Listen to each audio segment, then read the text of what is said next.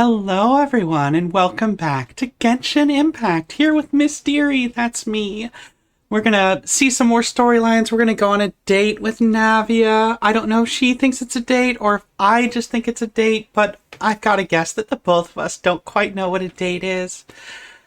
And it's I think time for us to get in there. I'm streaming a little early today. I haven't slept well. I had awful nightmares, which I kind of blame on Linny and Lynette for filling us in on their backstory. So I think that today we'll hang out with Navia and it will be just good times all the way. We're going to talk about food. There'll be a cooking mini game. Nothing bad is going to happen, right?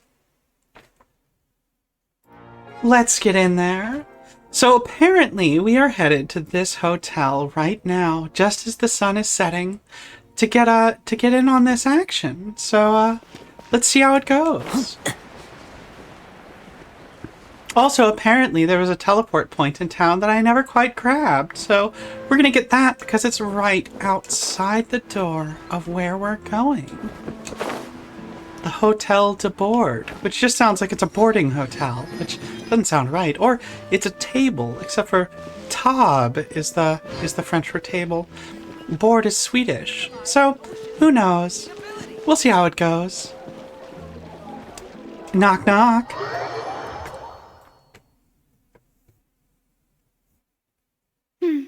I came here several times with my father when I was little, but stopped eating here as often after growing up.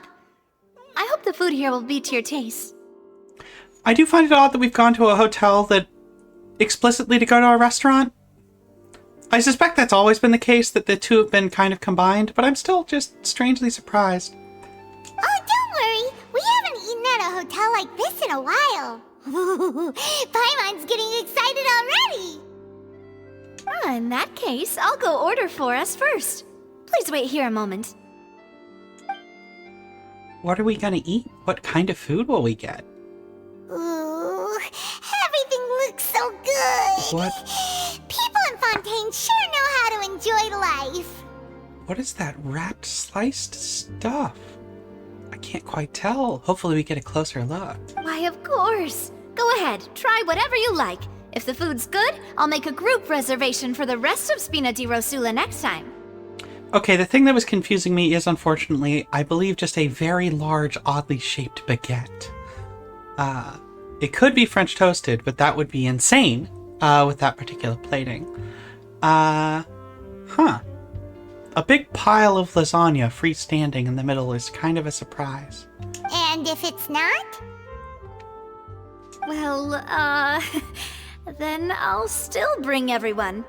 Albeit with only one dish per table. Okay. You, sure have your own way of doing things. Oh, we called this a farewell meal, but we could also treat it like a victory feast, right? We did just win that case after all. It's certainly worth celebrating, or, never mind, that's not what I say. I say it was a pleasure working with you. Oh, true. Very true. In that case, boss, we'll have another 2 dishes. Ah. Paimon didn't mean that you had to order even more food.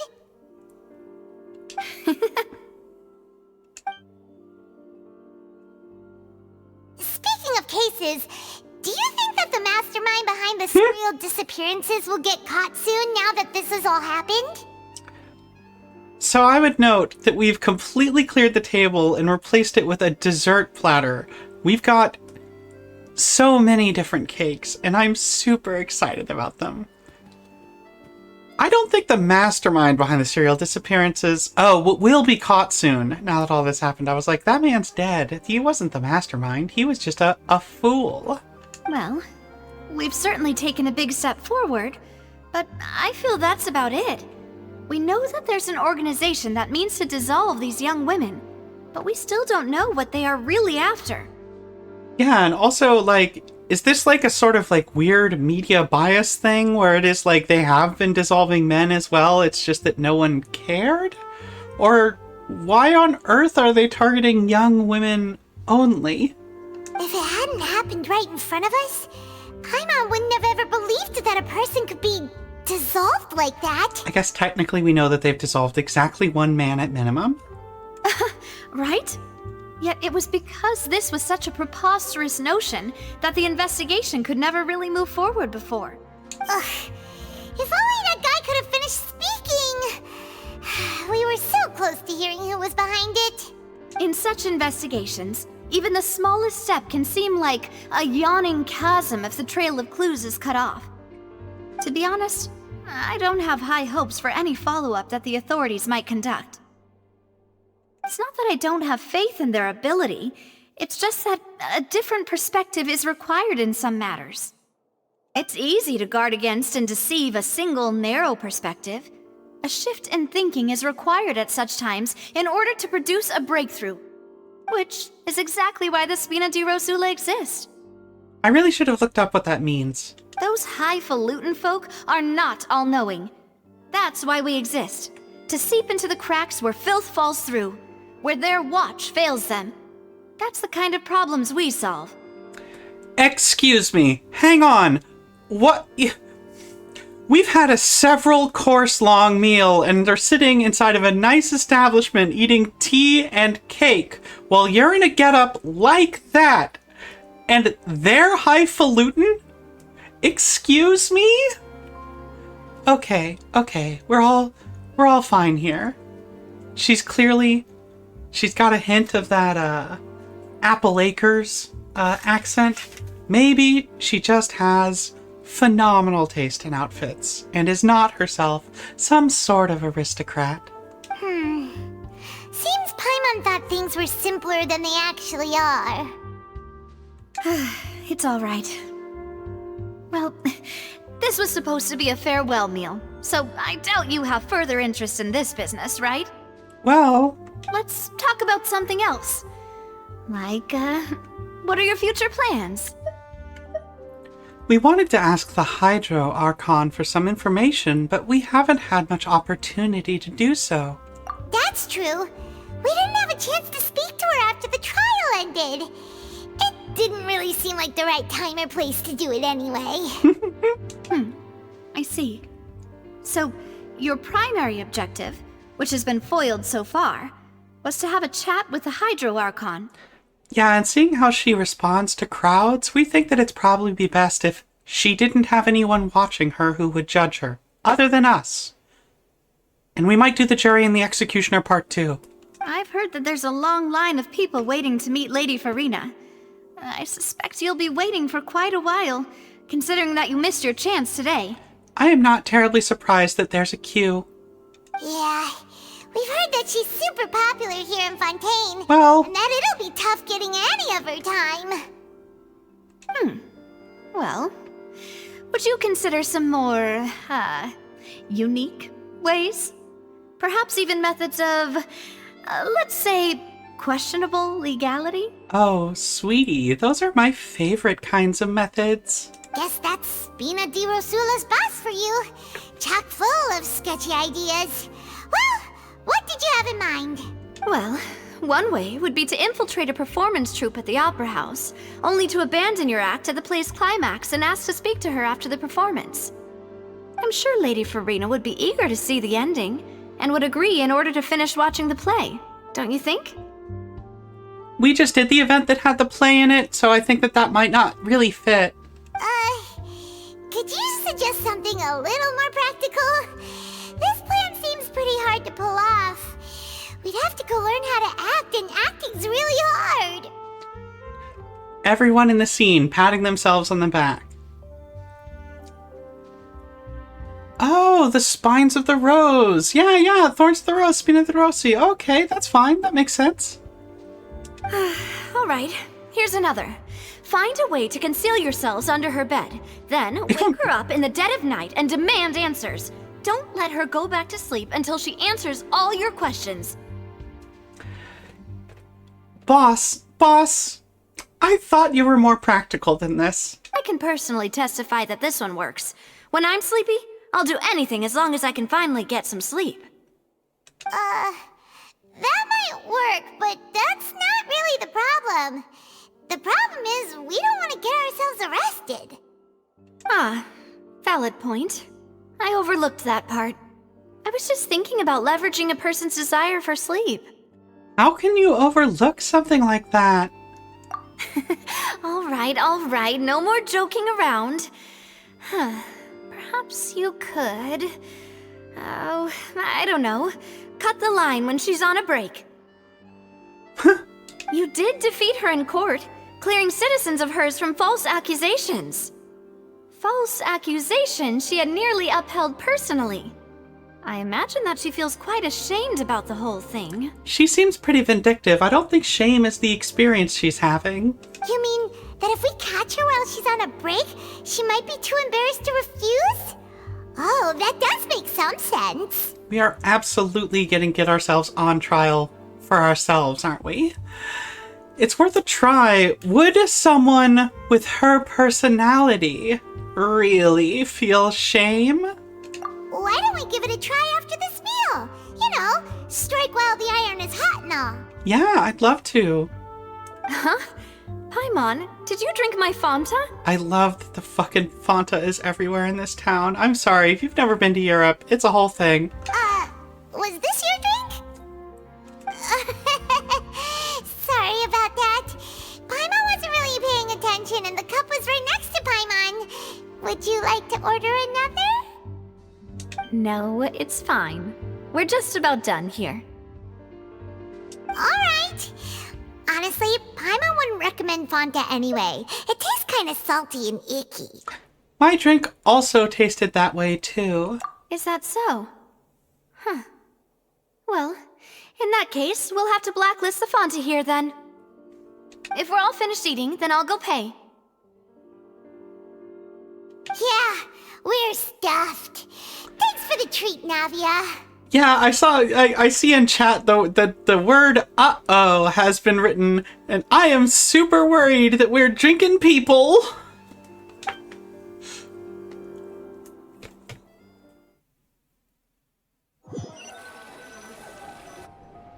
Oh, so full. Paimon can barely float anymore. You could try walking, you know. Nah, that would be so... normal. You know, like you.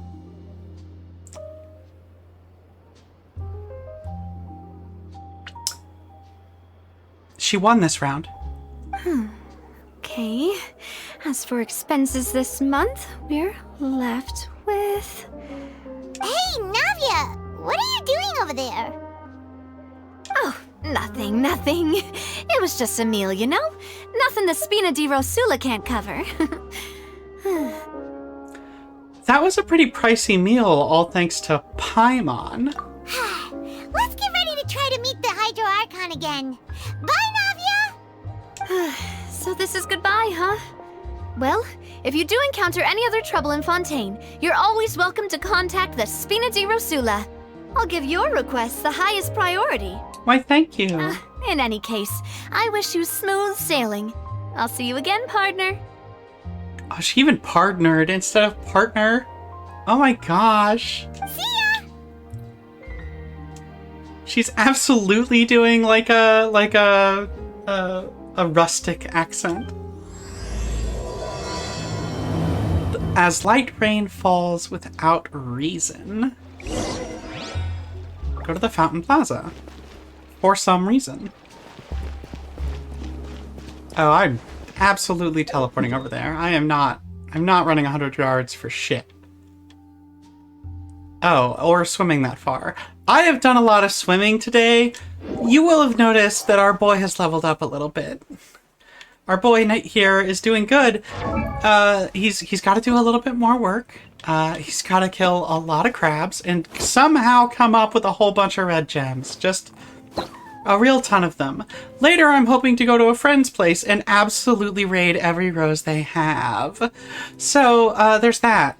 Unfortunately, I have to wait till Sunday before I can level up any of this shit, which does really slow the boy down. But nonetheless, he and his extremely underleveled sister, hi, are here to slay.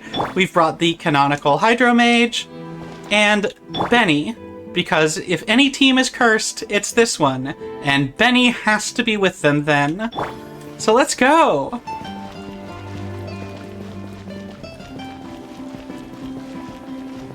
Oh, if there are those of you that are watching that are not playing along, but do nonetheless play Genshin, I will note, this is the upgrade fountain for this expansion. So you talk to that plaque there and you throw coins in, and you get treasure! The blue sigils. You get the aqua sigils. Anyway, let's go! There aren't many people around anymore. Looks like that boat we took to Araneas might have been the last one. Vache. Hey, that was less creepy and turning us into, like, stop motion. Looks like we're back here again. We should not have drank that Fanta. Huh? Traveler? Are you hearing voices again? Yeah, and it's clearer than it was during the day. Ugh. That's kinda spooky. Are you sure we don't want to come back in the morning? I want to drink the cursed water. Vache. Vache. Hey, why are you still walking towards it?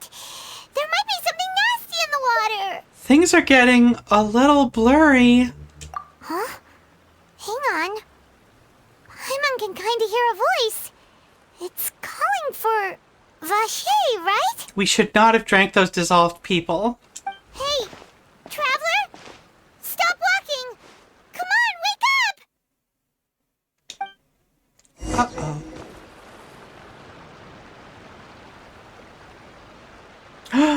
Hello!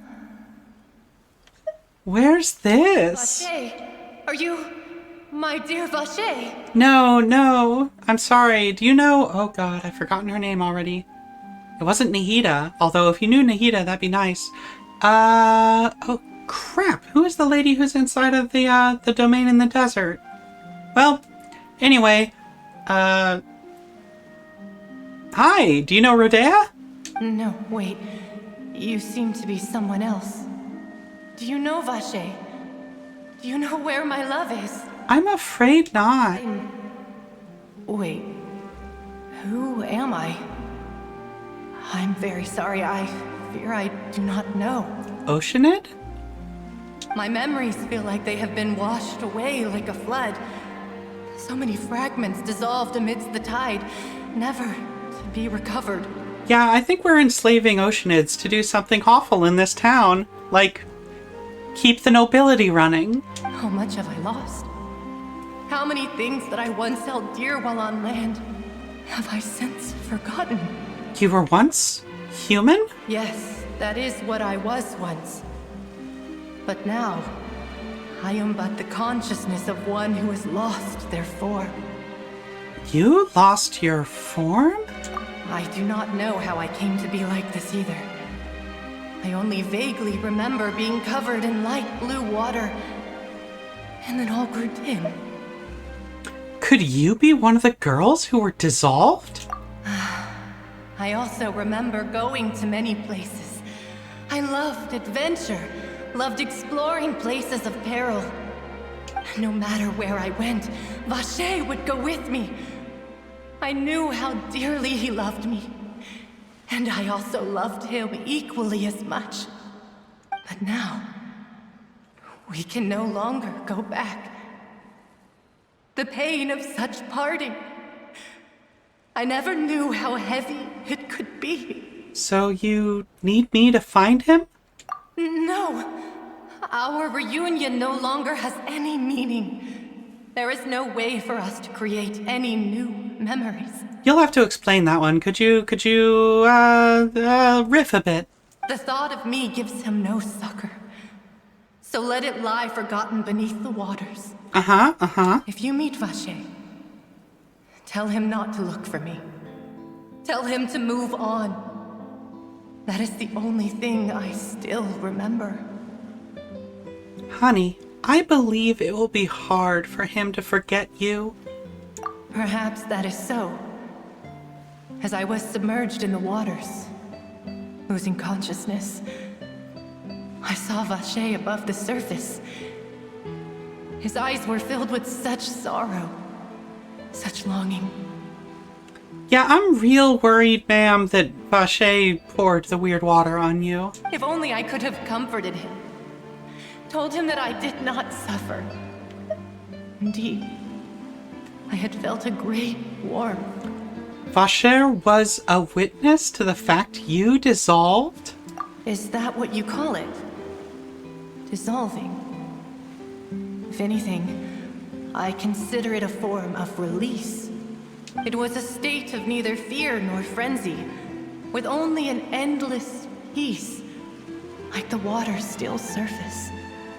I could also liken it to being a thirsty person who drinks water for the first time, and only then sees how they have lived for so long in a world of endless want and anxiety. It seems that after the body is dissolved, some measure of consciousness still remains. I think I hear your companion.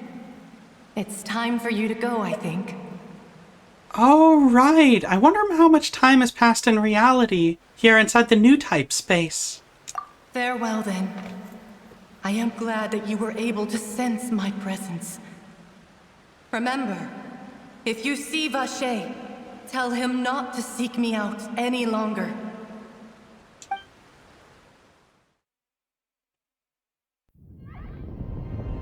Oh! Oh no! Whoa, what the fuck? Okay,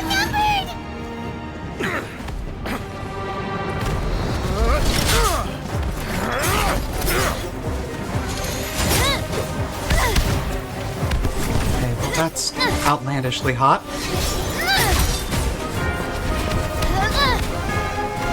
Demoiselle, look out!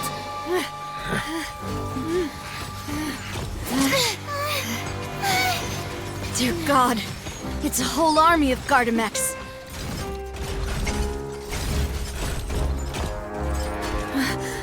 Chlorand?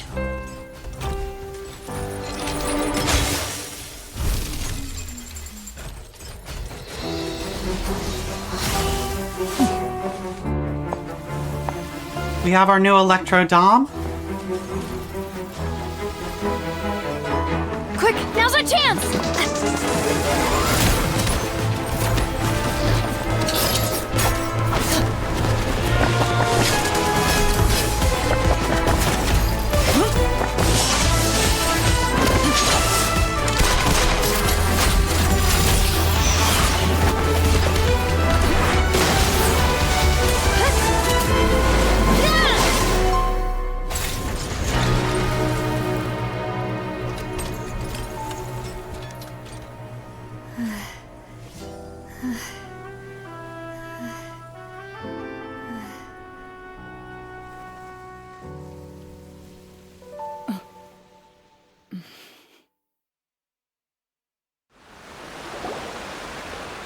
I should thank you for lending us your sword there, Chlorand. But before I do so, could you explain how you managed to show up here? I'm sorry, I'm so shocked by what's happened that I've kind of been rendered speechless. Also, I am delighted to see that for the first time since Leeway, we've gotten a Geo-Electro lesbian couple. I followed you. It seemed to me that danger has followed you more closely as of late. I believe that following someone without their knowledge is actually called stalking, is it not? Okay, I'm back to them being exes maybe now. Mr. Callus's last wish was for me to ensure your safety, and I will not betray his trust. He would do the same, were he alive today. Do not speak of my father! Sorry, demoiselle. I was not strong enough. Thank you for your aid, Miss Clorand, but do keep an eye out for your manner of speech. I believe we all wish to avoid unnecessary emotional harm. Sorry, I did not consider your feelings. Whatever. What else do you know? How did you come to the conclusion that I'd be in grave danger? Why was there an army of robots? I doubt I know much more than you, but I believe that the mastermind behind the serial disappearances is very powerful. Yeah, it's your boss. Your performance tonight will almost certainly attract their attention. I'm sure they've known about me. To be honest, I'm shocked it's taken them this long to act against me. Well, you didn't seem to be getting anywhere. And what about these Gardamex? I thought only those associated with the Maison Gardiennage could control them. None of these mecha have serial numbers. I was sure to check a moment ago. They are not the ones used by the authorities to enforce the law. I can only conclude that some powerful or wealthy party must have obtained them via illegal means, deploying them as a private force of sorts. Ma'am, there aren't max 1,000 people in your whole country, because I've been to a lot of it at this point. There's no way to lose track of that many robots. Just, it's not possible. What? Your point being that they're out of Spina di Rosula's league, then? Yes. Be careful, and do not act rashly. I will continue investigating no matter what. We will bring the truth to light. That's my father's true last wish. Regardless, thank you for your help today, Clarande. But if you get any ideas, tell me first. I don't much appreciate being followed. I do not think that they'll strike again anytime soon. So I shall stop following you. Good day, all. I love her little epaulette capelet thing. It's really cool. I don't think... Well, okay, it's probably pinned to the jacket then. That's the only way it's possible. Okay, we're fine now. Right. I suppose that's the best news we've gotten today. You have to do a lot of filling in here. Demoiselle, I believe that Miss Clarande was being sincere with you. If we tried, we could attempt to thaw relations a little. I know, I just... Huh? She's... What just happened? Oh, thank goodness! Paimon thought we were done for! Those Gardamex came out of nowhere while you were unconscious, and Navia and her gang saved us!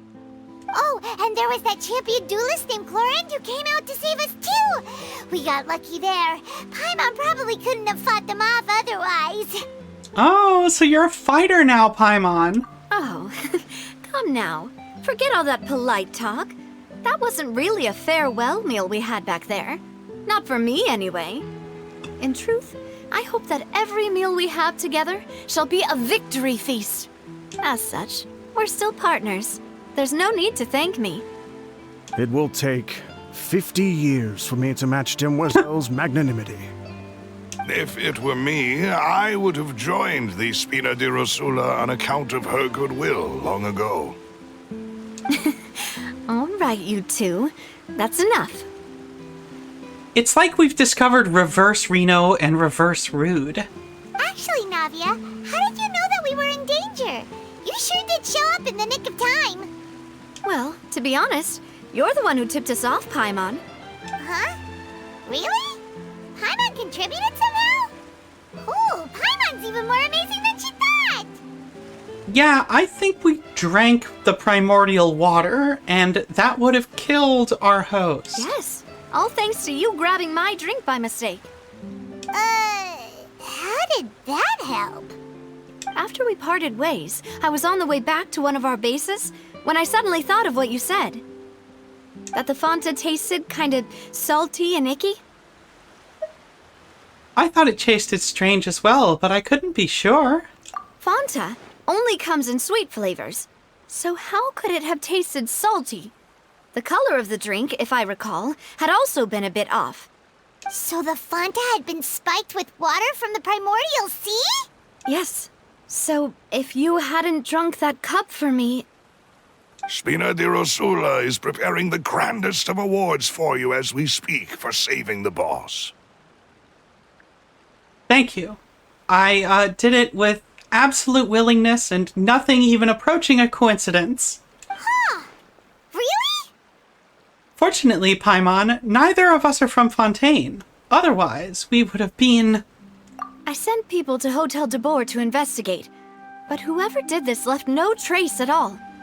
That's when I figured out that you might be in danger and hurried here as quickly as I could. But why would they go after us too? All we did was defend Linny in court and help clear his name. Ugh, now we're caught up in this mess too, aren't we? Finally, we're in a hard-boiled detective story. We don't have a choice anymore. We have to work and be underpaid. Well, you did foil a plan that they were probably pretty proud of, and almost got their name in the process. Speaking of which, did anything strange happen when you drank the primordial seawater? I am like in kissing distance of an oceanid who I think used to be a person. Well, it can't be coincidence that the traveler fainted just now. She said that she heard that voice calling for Vache again. Oh, and this time Paimon heard it too, but it was real faint.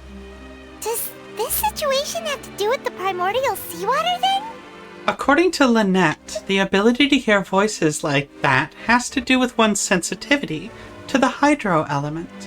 Does that mean the primordial seawater raises someone's sensitivity to hydro when it's used on people who are not from Fontaine? Well, I think it works the same way on people from Fontaine. I just don't think they're made of the same stuff as you and I. That doesn't sound like too much of a bad thing, to be honest. I also gained some new intel. New intel? While you were out cold? Yes. Well, let's hear it, shall we? The voice of the fountain belonged to one of the missing women. A person named Vacher was a witness when she was dissolved. Oh, that is important. There are once again somewhere between 1,000 and 1,500 people in this whole town. It's the size of my high school. You tell everyone what happened while you were connected by... That name doesn't ring a bell. I suppose he hasn't stepped forward as a witness in court lately. Since he saw that young woman dissolve, he was at least at the crime scene. Mm-hmm. But he never gave testimony or any information regarding people dissolving in the primordial seawater. Could he have been threatened? If he's still alive, we should try searching for him. I actually don't think that qualifier at the start makes sense with that. We should try searching for him to see if he's still alive. Because we don't know the qualifier to the first one, so we have to search any... Okay, let's go. Yes, thank you. This is very important information indeed. We will continue to investigate. All right, partner. Oh, you mean you'll help us investigate? Absolutely. Well, you did say that our farewell meal didn't really count. That means we're still partners, right? And besides, we're in this now whether we like it or not. You're not gonna let those people who targeted us get off the hook so easily, are you, Traveler? This will prove to be their biggest mistake. Demoiselle, do try not to look quite so pleased. You are the face of Spina di Rosula, after all. Oh my god, look how big she smiled. You talk too much. Well, in that case, let's head back to one of our bases, shall we? I'll arrange accommodations for you. We also have some plans to go over, and hopefully we can deepen our bonds as partners. Absolutely. But we'll take that one step at a time, I guess. Okay. Don't worry, you two. With us around, our base is definitely secure.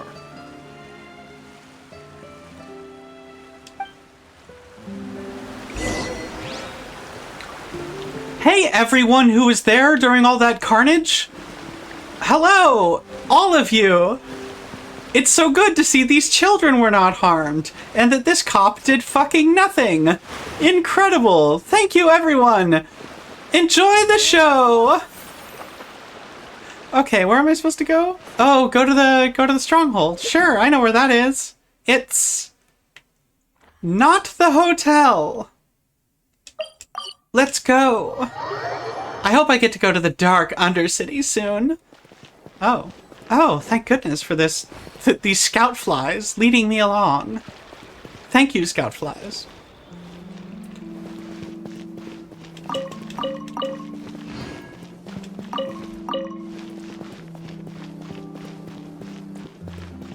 Ooh, ooh, ooh. I would hide a treasure chest here. That's because I am a worse asshole than the people who made this game. Let us continue. They should have at least put like a little like coin pouch there. I really like, there's a thing they did when they were preparing Mario Odyssey, which was during gameplay, during playtesting, if people could manage to get to a place, they would just mark it down. Apparently, the rumor is they even literally had like a shortcut button to do it. And if they got to a place that no one had ever recorded before, they would put coins there, so that at least you would get some coins. It's right up ahead, but let's make sure we weren't followed first. There are like a dozen people on this street. I've been keeping watch, Demoiselle. I haven't spotted anyone suspicious thus far. What kind of profiling are you doing, Silver? Very good.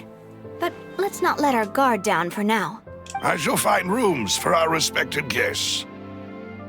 Thank you, Malus. Now, let's continue, Traveler. All right. The camera suggested that I was supposed to go down this way. Oh my gosh, the doors. They didn't used to have doors that opened, and so I keep expecting that it's like, and here you teleport by interacting with the door. But they figured out doors at some point. I guess there's still like there are a couple of doors right there inside of the Knights Hall in Mondstadt, but those ones you still have to interact with first. Oh, hi. This is a lot, honestly. I was not expecting this to go so deep. Alright. Let's see. Oh my god. Wow. Hello, how are you? Enjoy the show! Strong Midgard Final Fantasy VII vibes. Yeah. Very different than Midgard God of War vibes. Alright, I'm getting real Division Survival vibes right now also. Ooh, lizard. Do I try to catch it? I never use the lizard parts anyway, so it doesn't matter. Fuck. Gotta get him, got him. Okay, I've gotten the lizard. Thank you, everyone. Thank you. Guess what's about to happen, folks? I've got one joke this stream. Enjoy the show! Oh, there we go. I was still on cooldown, so the joke didn't work. That's alright. I'll do it again. Hello, I'll pet the cat. Well, I'll jump over the cat. It's like petting. Hello, do you want to say anything? Oh, yeah. Absolutely. You're absolutely correct. Okay. Oh. Okay, Alex Proyas wants to call. Dark City is here. All right.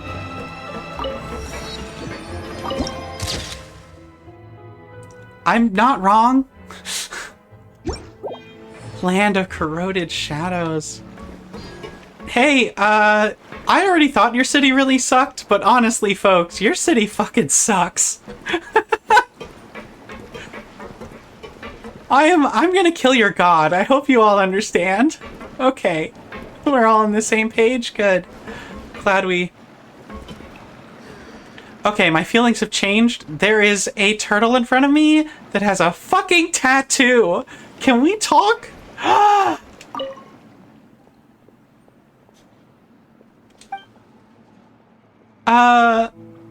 Hello?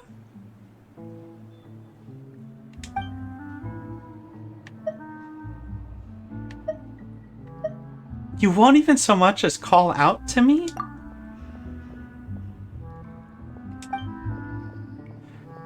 Does your silence indicate displeasure? You've got matching arm tattoos. Is it too much to ask to expect you to make some noise? Nah? Alright, then in that case, I humbly beg your forgiveness.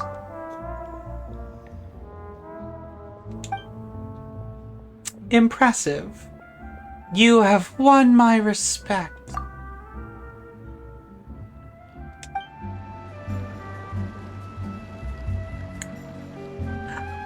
Ta-da! Man, not even that. Jesus, tough crowd.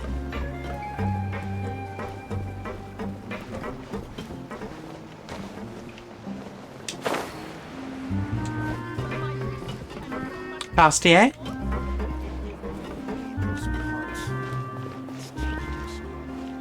I walked down the stairs and here I am. This is how I do.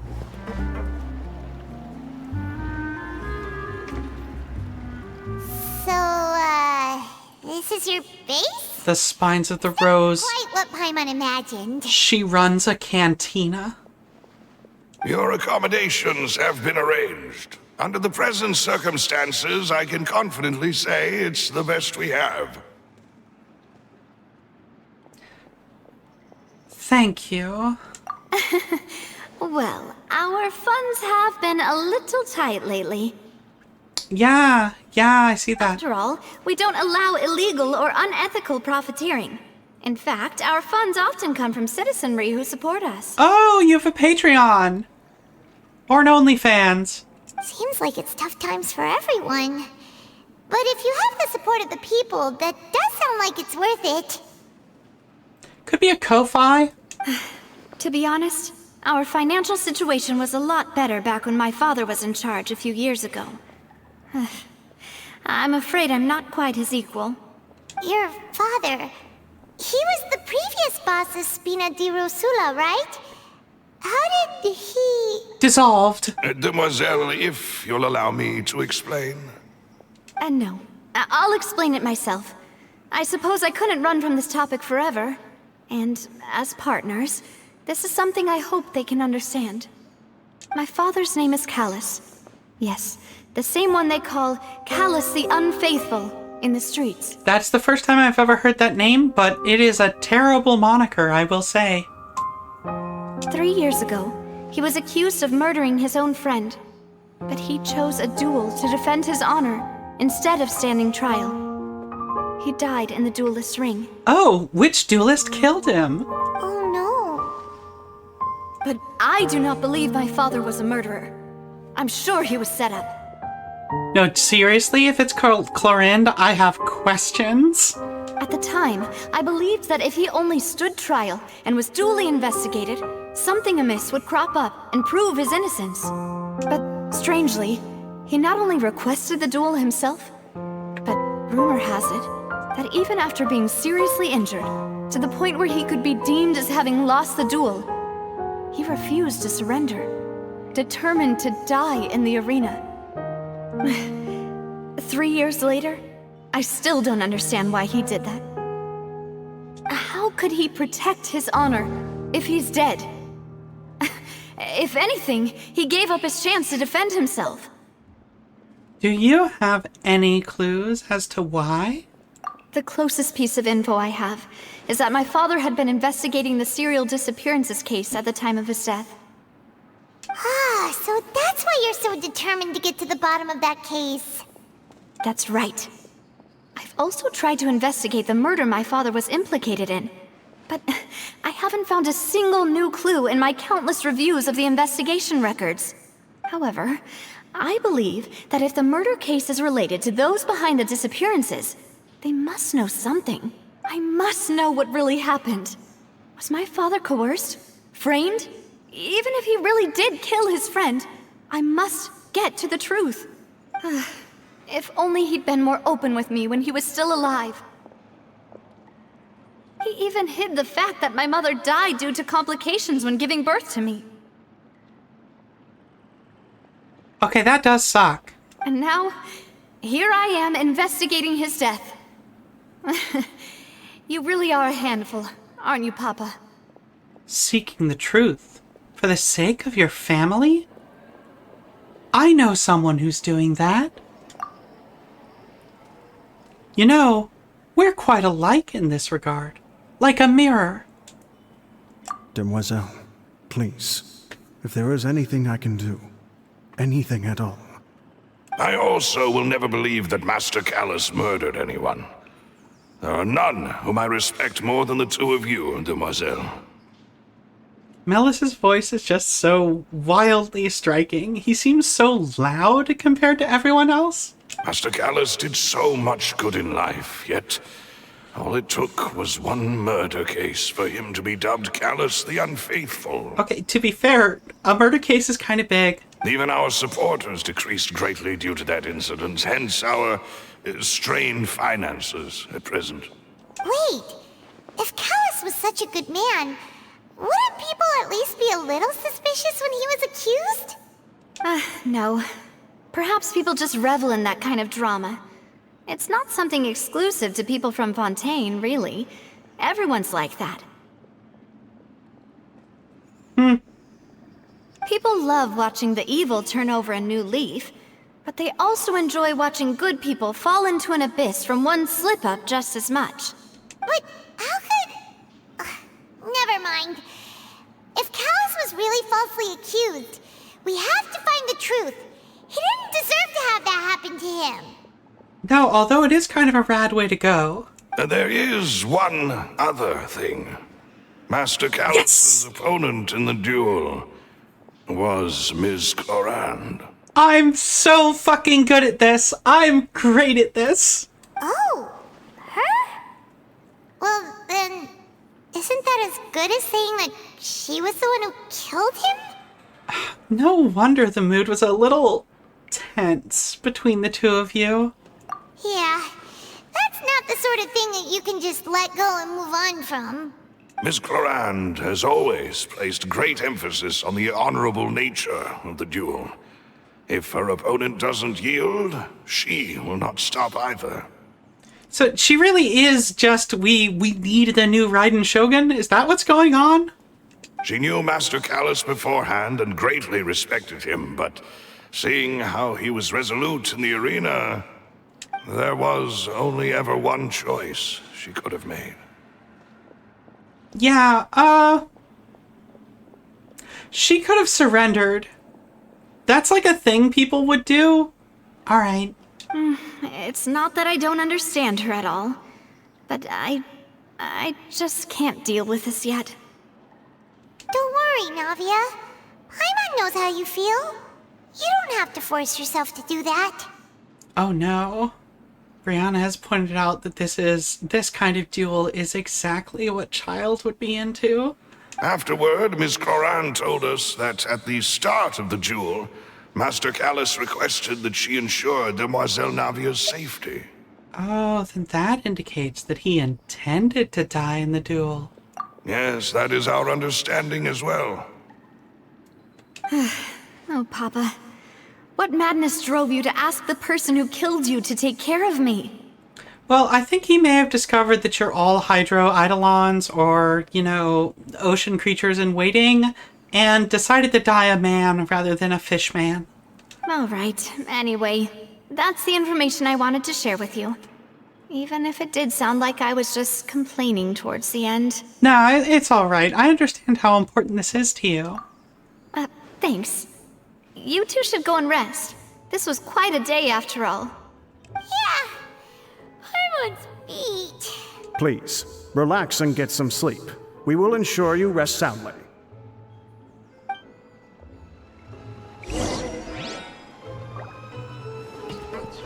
Silver, you talk as though you were wearing a mask over your mouth, not glasses over your face. Do you speak from your eyes? All right, let's go.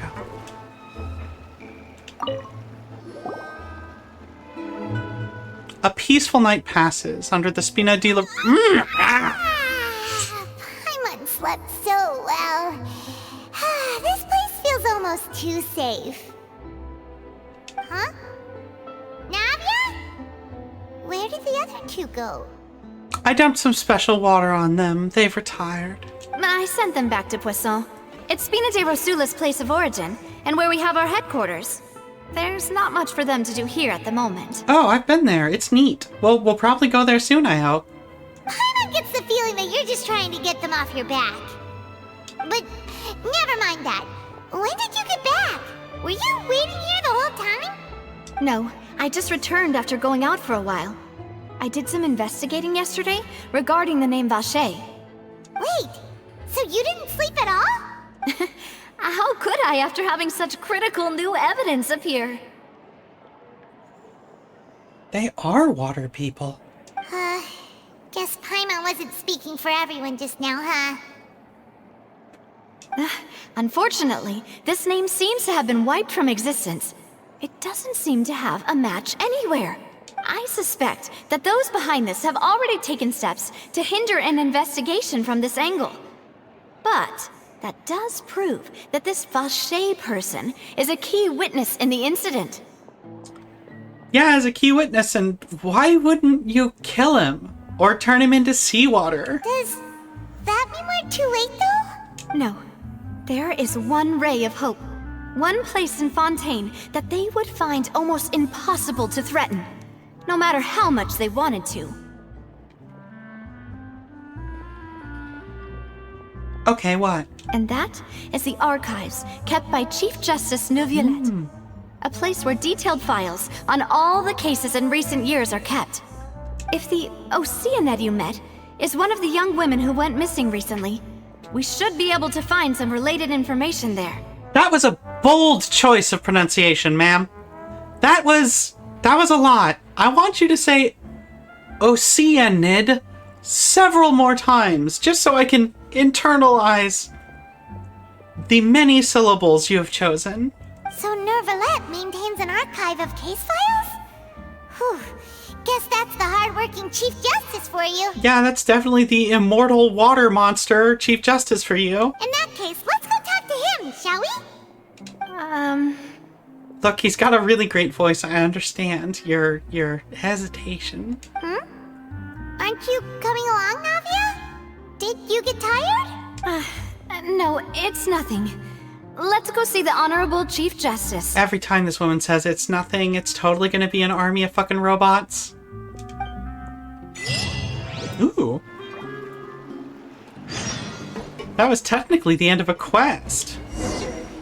The truth, lost with the rain. Go to the Chief Justice's office. Okay, if this were a hard-boiled detective story, he would be dead when we arrive. I just don't think that that's possible. Also, I know that you can recruit him because he's got a really cool moveset. It's very hard not to swipe on this game. To spend the credit card to make a bunch of new friends. The Palais is right up ahead. Come on. Hey, Leah.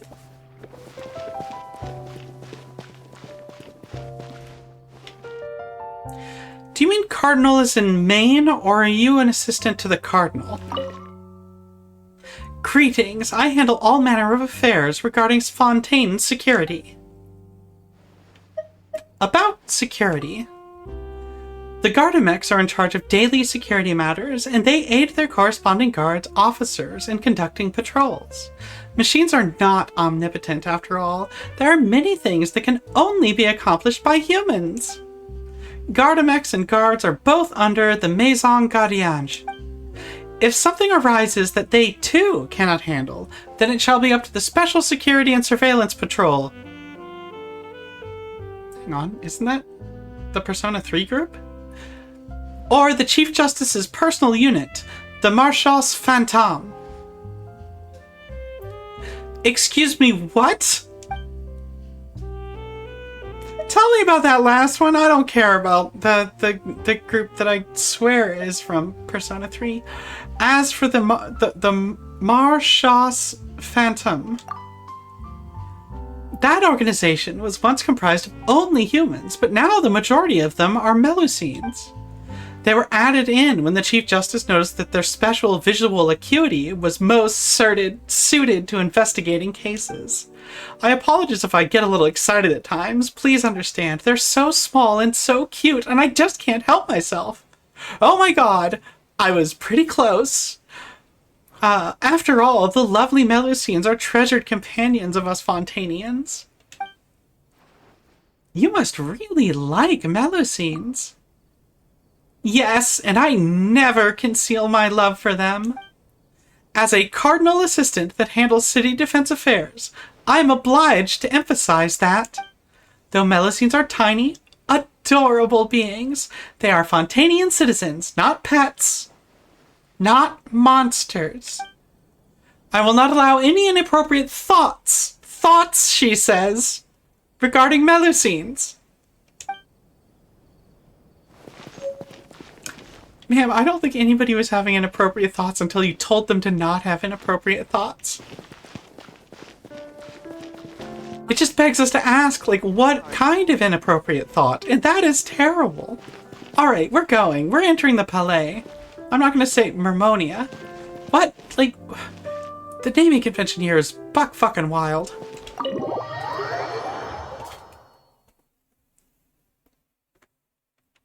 Alright. Wow, this place is big. Fuck, actually, take that in a little bit. I'm gonna go through this door. Can't even climb it. Boo. Howdy. Ah! Cutscene.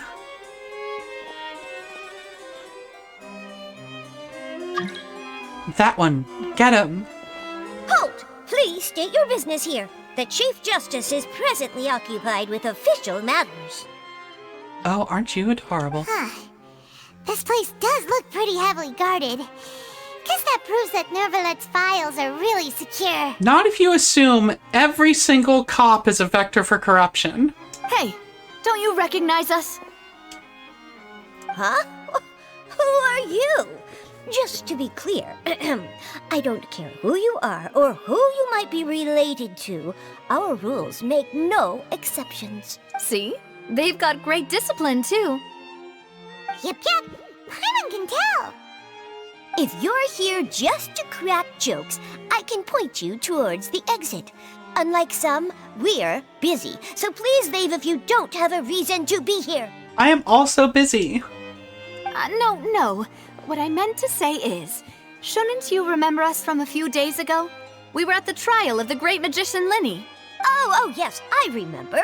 I read about it in the Steambird. You must be Linny's attorneys. It's all coming back to me now. Yeah, I think the flying girl, well, the flying person with the halo is probably more signature than, quote, the blonde traveler, end quote. We're here today to report and archive some information on a follow-up case. Huh. Is that even a thing? Of course. Don't worry. We're here on official business. You can trust us. All right then, I'll let you through. The Chief Justice is just inside. That took remarkably little convincing. I am no longer, well, I already wasn't convinced that this place is very secure, so... Well... At least you're cute. Thanks so much. Let's go. Lynette, you knock. Please come in. Okay, well that was just... He opened the door from over there, and that's intimidating. I'm just gonna... So, how do you address the Chief Justice? Do you say, hello, handsome?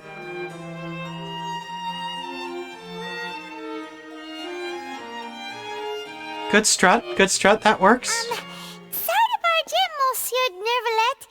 We only lied to get in because we didn't know any other way. It's all right. Please let me know how I may be of assistance to you. You're the most infinitely tolerant fucking Dracula. All right. So you're not mad at us? Why would he be? Shut up. We're looking for a man called Vacher. He may have been an eyewitness in the serial disappearances case. If we can find him, we may be able to unearth some key information on the case. Ah, I see. In that case, please wait here a moment while I browse through the files. Please turn into just a mat of eyeballs, each one reading a separate document. I'm begging you to demonstrate shapeshifting. Who knew that Nervalet would be so easy to talk to? Once again, the voice.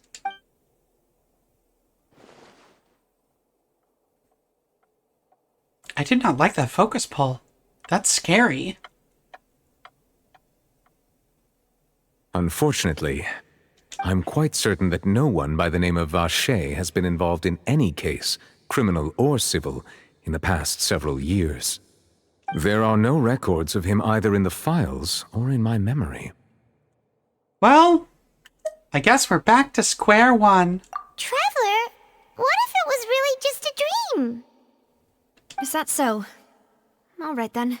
Thank you so much, Monsieur Neuvillette. We'll take our leave now. Hey, Neuvillette, why don't you ask why we're looking for somebody named Vacher? Ahem.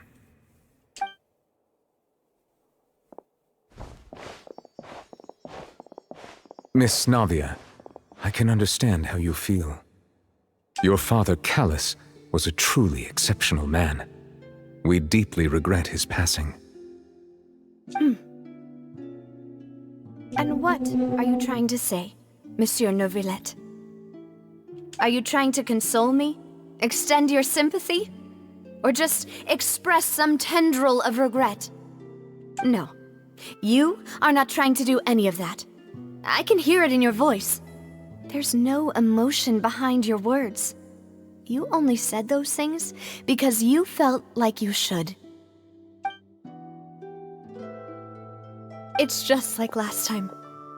After my father took his place in the duelist ring, I pushed through the guards to talk to you as a last resort. You even told me then that you thought there was something fishy with the case, yet you still allowed the duel to go ahead. In your eyes, the value of a human life is nothing compared to those cold laws you hold so dear. Mr. Darcy! If you truly regret my father's death, then why didn't you call a stop to the duel? Oh, we got crying. Why didn't you give me the power to stop him from throwing his life away? Why did you just let him die, despised and hated by all? Everything was hanging on a thread at that moment. Just the tiniest effort could have changed everything. There are still so many things I never got to tell him. So many questions he still owes me answers to. If you really have no heart, then just look me in the eyes. I, Navia, will show you the true meaning of regret.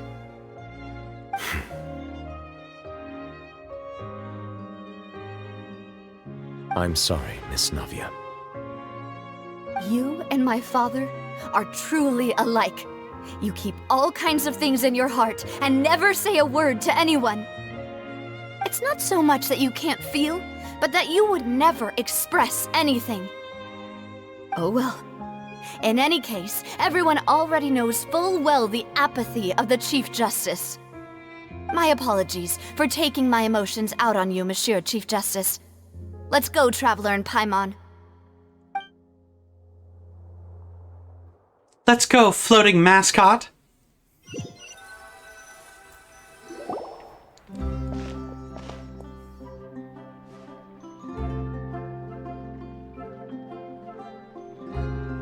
Navia, are you okay?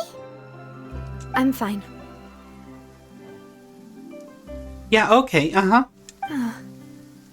Rain. It's raining. You're right. Wasn't it still sunny when we went into the building? And there shouldn't be any active trials today. How strange. Oh, please be very dangerous, Rain. Now that I think of it, on the day my father was convicted of murder, it was also raining. Rain? What is it? Did you think of something? Your father's case. Was he outside when it happened?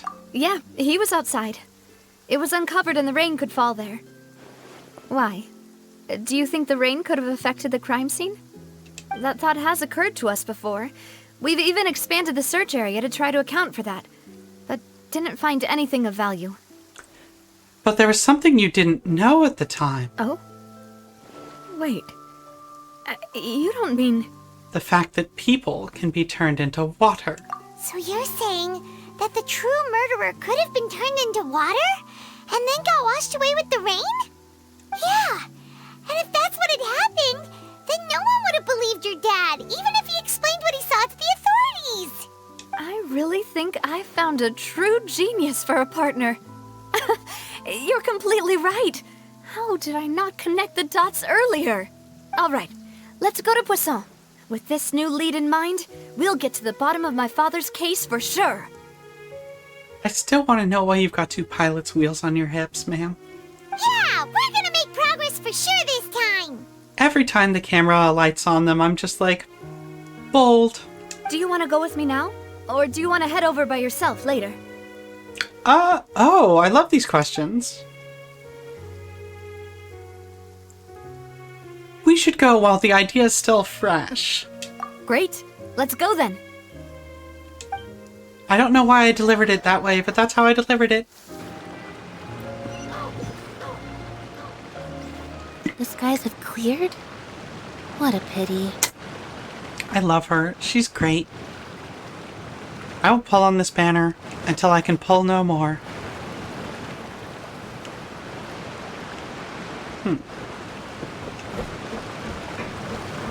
See, Poisson is like here by the big sea, but it gets deep.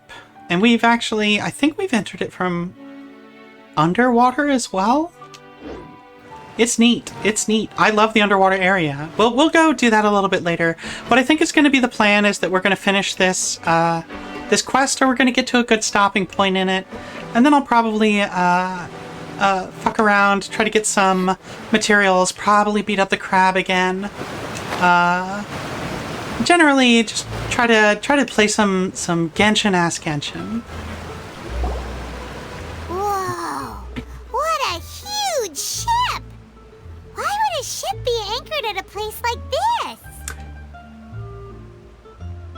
Is it that big?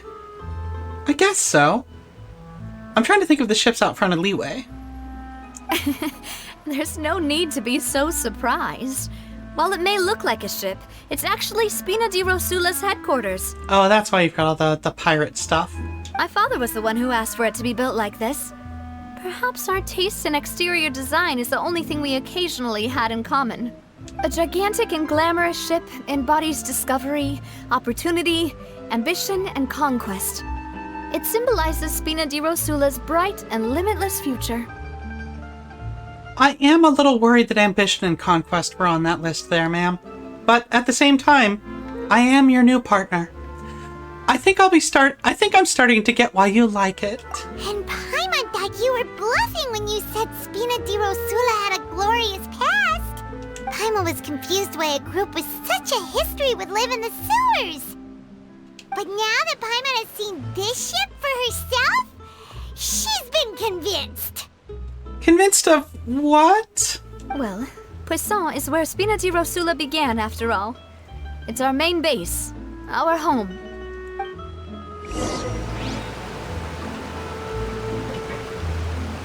Okay, where is it? There is a oculi. Oh, I bet it's by this waterfall. Oh no, it's there in the water. Is there anything I can do to, like, actually dive immediately?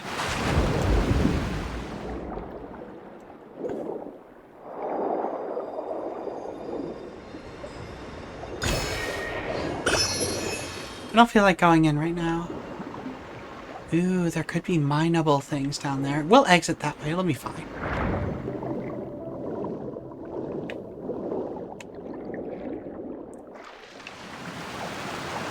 Huh. She didn't, I didn't hit the right velocity. You can leap out like a flying fish. It's incredible. But I piloted that very badly. Ooh, fish. Mine now. This is Lynette. She fishes with her hands. She's a cat girl. She fishes with her hands. Hee hee. Alright, let's go. I didn't know it was possible.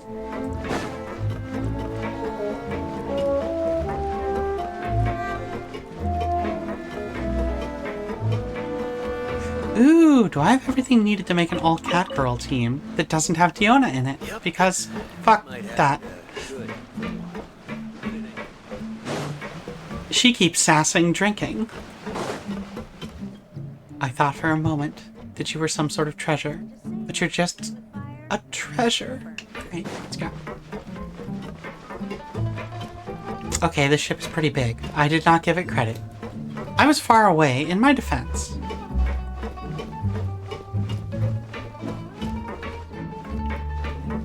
You sure have hung a lot of stars from really thick stage rope. Maloose, we're back! Apologies for the wait, demoiselle, and our most important partners. You said before that you still had some business at the court. What brings you back to Poisson so quickly? About that. It's because my partner here reminded me of something really important. You see, what if my father's case had something to do with water from the primordial sea? You still remember, right, Maloose? On that night, it was raining? Yes, the case was quite similar to that of Mr. Linney's. Both were what you'd call impossible murders. Could the mastermind be the same person? Could you tell us a bit more about what happened before? Yeah, of course.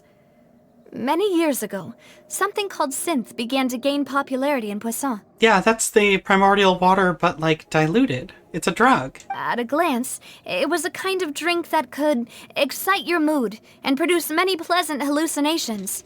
Wait! Didn't that guard guy who turned into water also mention that the primordial water could be used to produce some kind of potion? Yes, he did. Considering what we know now, it's almost certain that synth is created using water from the primordial sea. If you drink synth for an extended amount of time, you'll suffer many side effects, such as losing the ability to focus or control your emotions. And if you were to stop drinking it completely, you'll experience flashes of paranoia and anxiety while lacking energy to do anything. It's an extremely dangerous substance. Aside from the hallucinations, it sounds kind of like coffee. As he oversaw Poisson, my father was compelled to put a stop to synth abuse and called for a complete ban of it. Look, EDM's fine. You don't have to put an end to synth abuse. Boss's uncompromising attitude incurred the synth vendor's wrath, but no matter how much they threatened or bribed him, he refused to yield. Not only that, Boss became determined to find the mastermind behind the synth operation and put an end to the problem once and for all. Yes, but the enemy was very cunning. So he could never get anything out of the dealers, all of whom only sold the stuff and weren't privy to the rest of the operation. Recognizing that, my father decided to contact the dealers in secret and cultivate personal relationships with them. Finally, he was able to convince someone to become his informant. The man's name was Jacques. He felt greatly ashamed about his work after seeing many families destroyed by synth abuse. That night, my father hosted a banquet at his countryside estate. He planned to meet up and exchange information with Jacques over some food. I can't remember which Shakespeare play it is, but make Jacques be a two-syllable word, and it's always bothered me.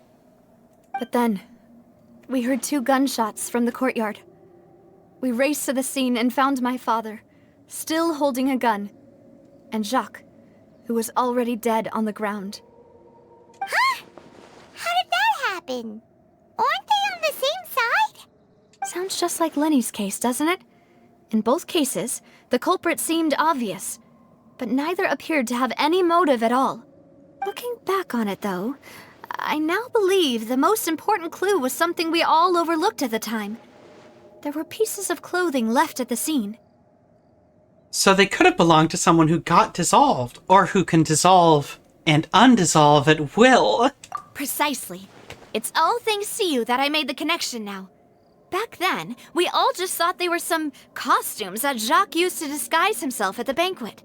But, considering it now, it's almost certain that they belong to a third person at the scene. With one extra person, we'll also need to reconsider why the 2 shots were fired. Maybe your father got into an argument with Jacques. But it's also possible that the third person was to blame. You're right. We still don't know what happened. But my intuition tells me that we're on the right track to figuring it all out. I'm finally headed towards the truth. Jacques was an empathetic man who was infinitely remorseful for his past actions. It's unlikely that he turned on Boss with 0 warning. I think this third person is probably the key to the full truth. On that note, however, even though this will not please you, demoiselle, as your and your father's butler, I must still offer a word of warning. Our opponent is insidious and cruel. They are extremely difficult to deal with, and Boss has already lost his life trying to bring them to justice. Even though Spina de Rosula has lost most of its former glory, Poisson has welcomed a new time of peace, and we have been allowed to live out our lives. There is no need to follow your father's path. It would be both wise and in line with Boss's wishes to step back and give up on the case. If that's indeed what he wished for, then he should have told me that himself. Was I not the closest person to him? And yet, I was the one most kept in the dark. What was the point of him dying without sharing any of the secrets he knew? Did he manage to protect anything in the end? Synth is still here. Callus the Unfaithful is still his epithet. And Spina di Rosula is barely getting by. Nothing has changed. Did he think I'd just accept his meaningless death and live out my life just as meaninglessly? I've never accepted that, ever. Not since that day, and certainly not now. I want to find out the real answer for everyone's sake. For the missing girls, for the victims, and for myself. Navia. This is indeed the best moment to act. Your partner appears to be quite reliable. And more importantly, demoiselle, I think you're also ready to take this on. So you do know something else, Malus? Yes, I do. In fact, even before that banquet, Boss already knew of the connection between Synth and the serial disappearances case. But what drove all the tensions to the boiling point was the revelation that you, demoiselle, had been selected as the next target to disappear. What? Oh. This is popcorn worthy. Boss also didn't tell you that he had been diagnosed with a rare illness. The doctors told him that he had no more than 5 years left to live. And the serial disappearances case caused him great anxiety. 5 years was nowhere near enough time to resolve this long-standing conflict. But once he passed away, all the danger would pass on to you. Okay, though, but seriously, like, how did you hear that she was next? Like, Knowing all of this, he decided to use one final intimidation tactic before his death. He claimed to have already gotten his hands on some key incriminating evidence for the other side, and even told some members of Spina de Rosula about the details. But as long as you remained safe, he would not share the evidence with the public. If something were to happen to you, then he and all those he told would immediately expose all they knew about Synth and the disappeared victims. Right, so nobody would be able to get off scot-free. As we've seen, Boss's tactic has worked. Even though Boss has been gone for a long time, the other side has not tried to take Demoiselle's life. No, I don't believe it. He never appeared to look sick to me. No father wants their daughter to see them weak and haggard, especially someone as proud as Boss. To him, dying in a duel and suffering lasting dishonor as the unfaithful were still far preferable than losing face in front of his daughter. So he chose to die in silence, so that he could protect me. I'm afraid you're not understanding this correctly, demoiselle. What Boss wanted to hand to you was not a parasol, but a sword.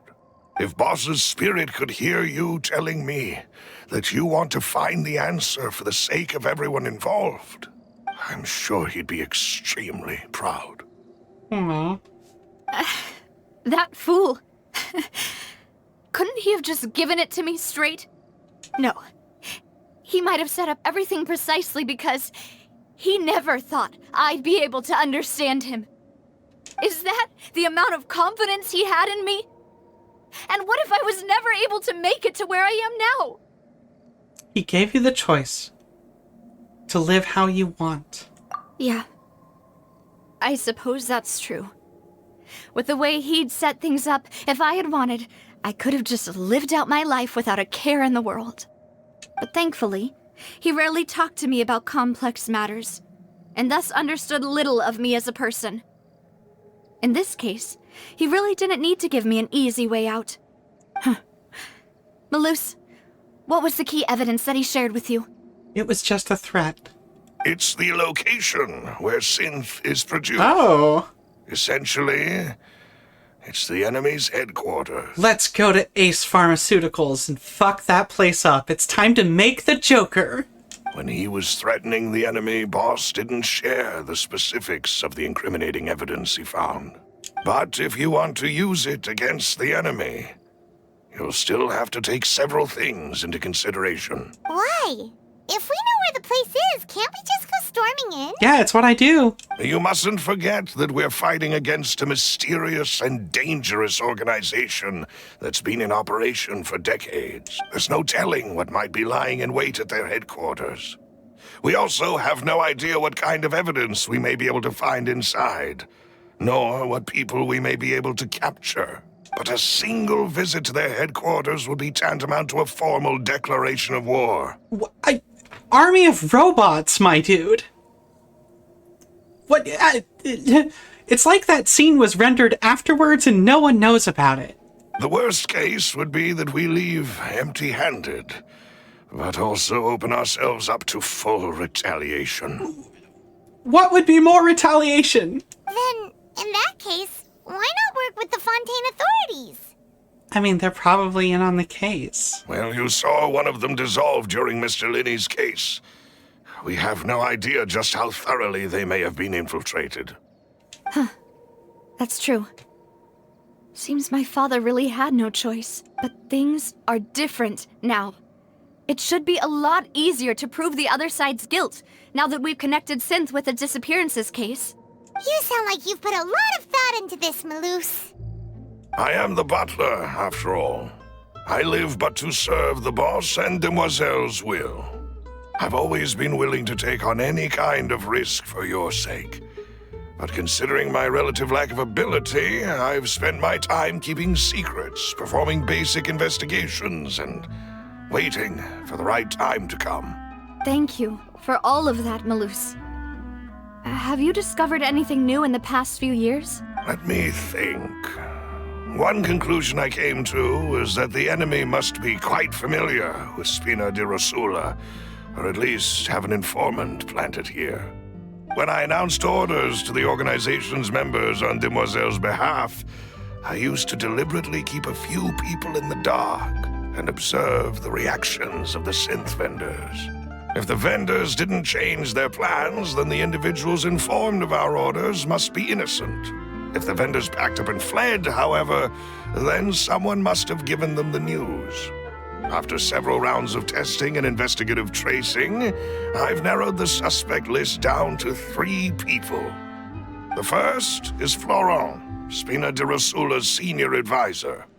He has facial hair. That does make him my enemy. Huh? Florent? Yes, surprising, isn't it? He was one of the people Boss trusted the most, which also means that he was someone who understood Boss really well. Thanks to his position within Boss's innermost circle, he always knew our upcoming plans and could thus avoid capture this whole time. There's someone else like him too. Marcel, the head of Confrérie of Cabrières. Uncle Marcel. What is a confrérie? It's a guild in Poisson. Boss helped it to grow to its current size and prominence.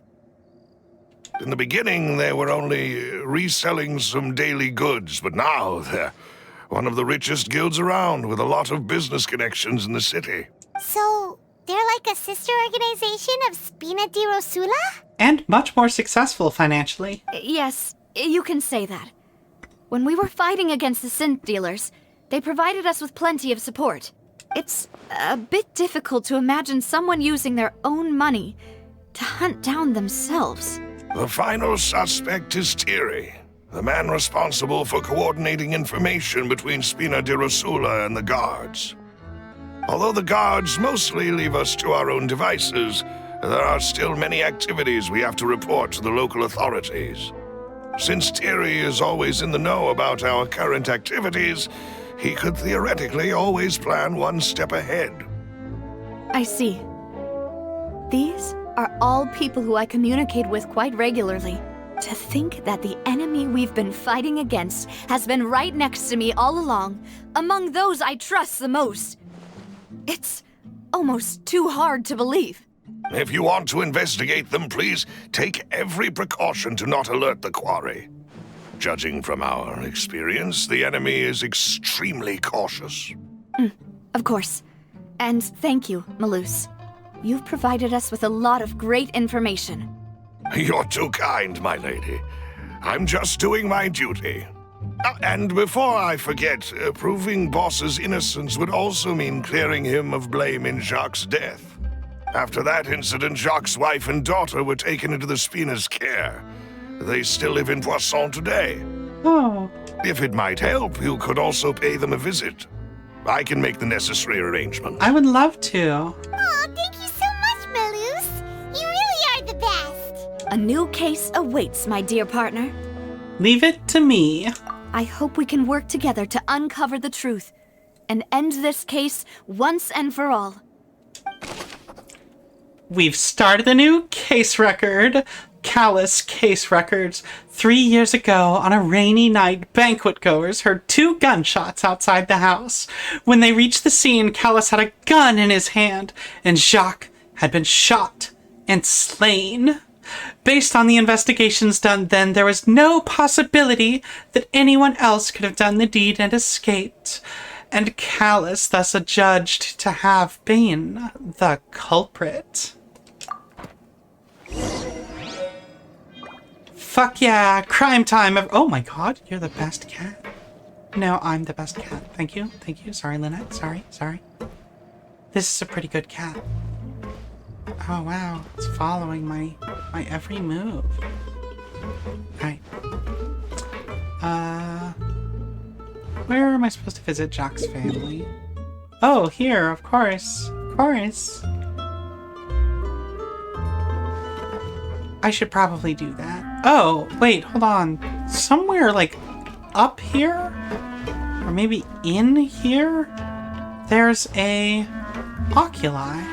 But it's just... Got questions? I can't really see up. All I'm gonna do is look repeatedly up Lynette's skirt, but... Luckily, like everyone in this game, there's just kind of a void there. Alright. Thank goodness. Alright. Where is it?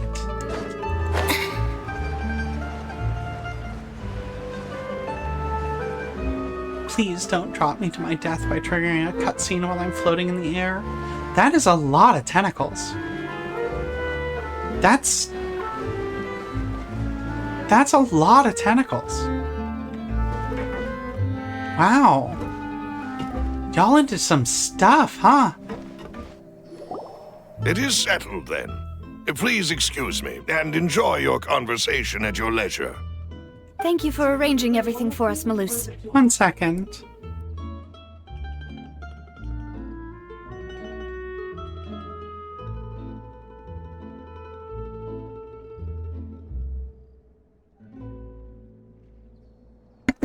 The Tea-Ghost has hopped into action. Soon, her phantasmal limbs will bring us material drink. Excuse me, miss. Do you need anything from us? Yeah, could you tell us, wow. Evil aura off that kid, huh? Hey,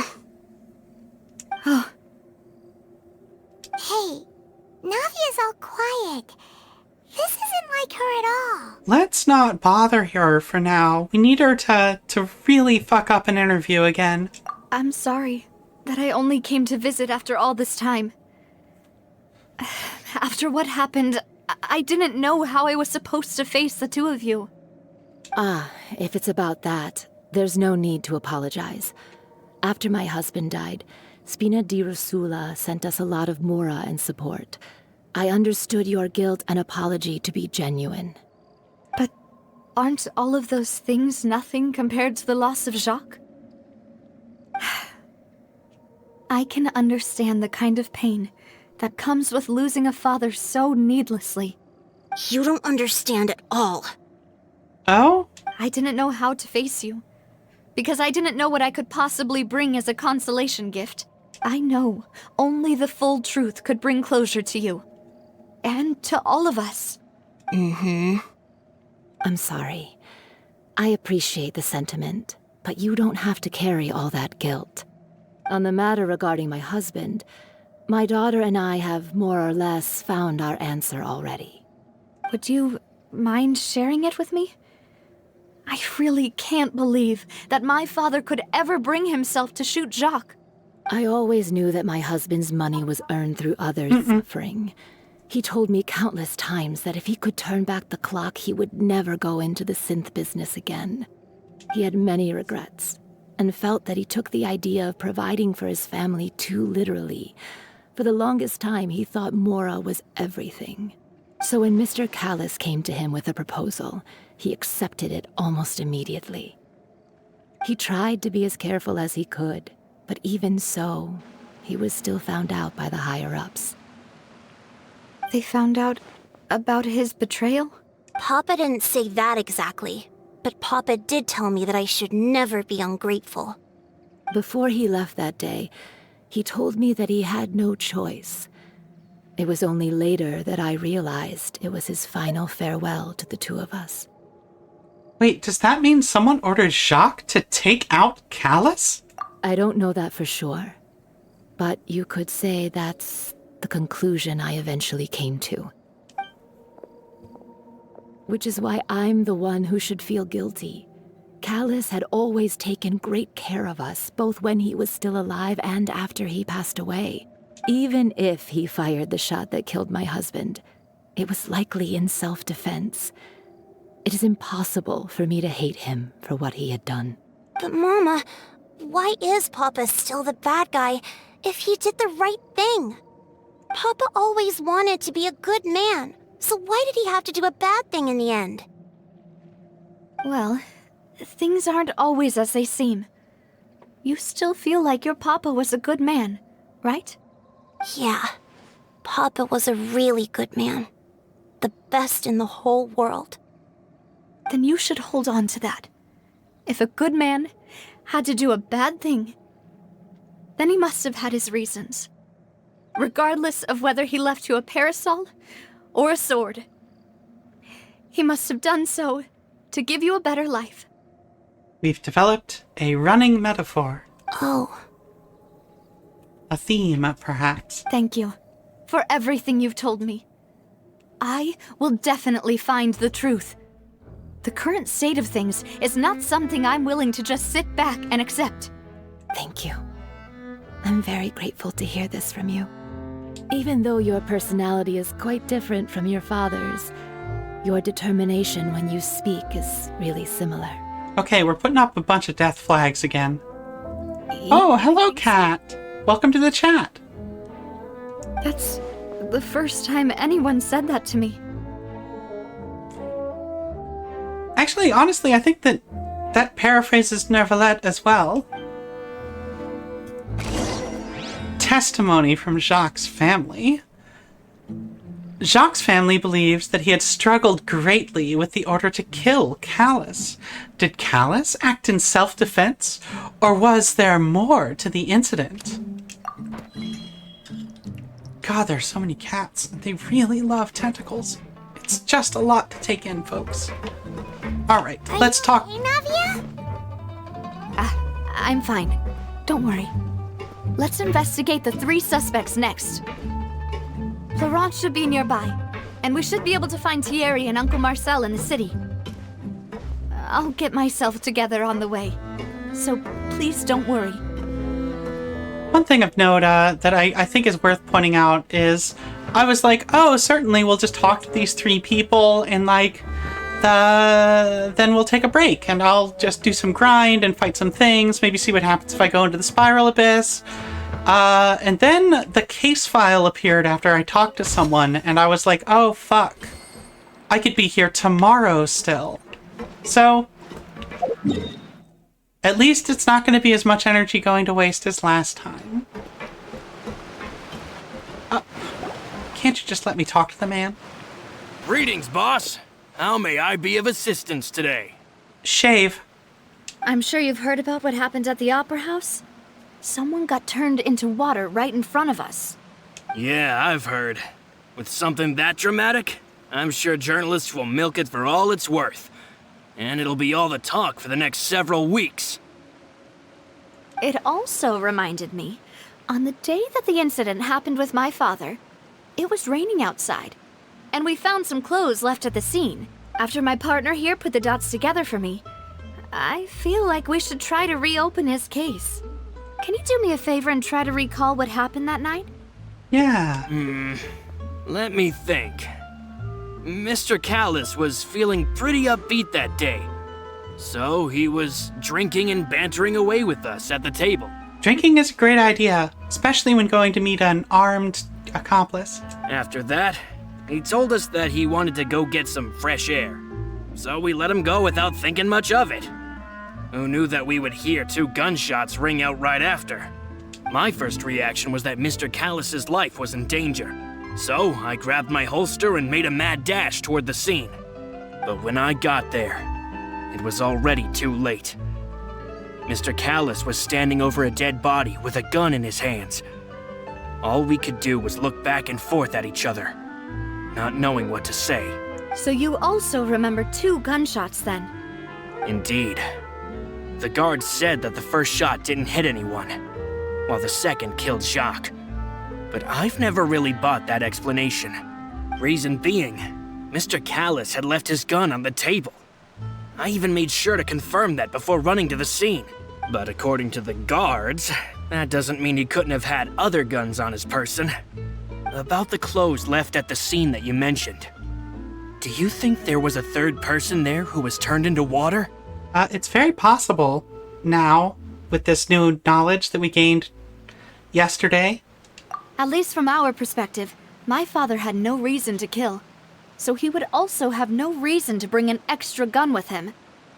The gun he was holding probably belonged to Jacques, or a 3rd person on the scene. Yeah, that makes a lot of sense. So you're saying Mr. Callis ended up with the gun because he seized it from one of the other guys?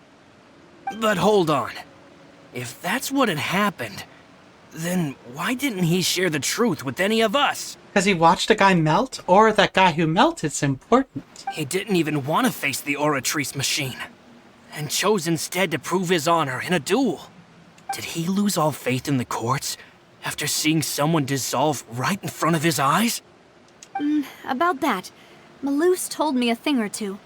So, I think I can understand why he committed to the duel.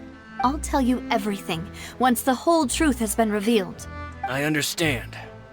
Then, I'll leave Mr. Callis's honor in your hands, boss. And if I may just say one more thing. The whole Callis the Unfaithful epithet has been a thorn in my side since the day it was invented.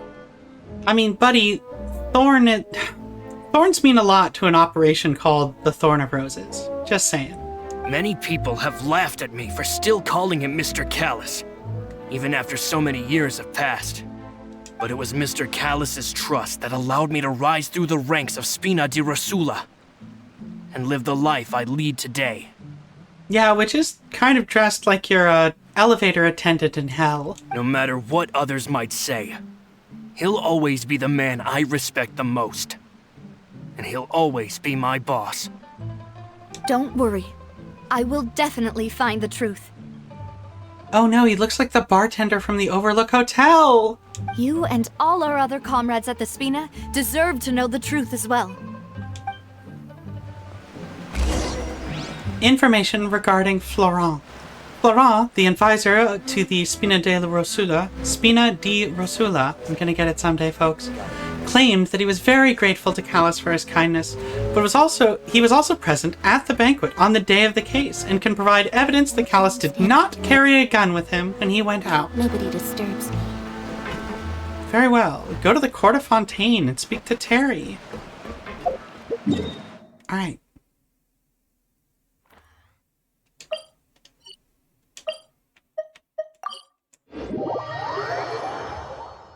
It's really weird. I worked with a guy named Terry for a while, and it was strange because everybody, like... The emphasis isn't on the start of the word for him. It was always like, Terry. Like the re was always accented. I can't ever quite pull it off, because it sounded really natural for everyone. But every time I try to do it, it sounds like I'm sneezing.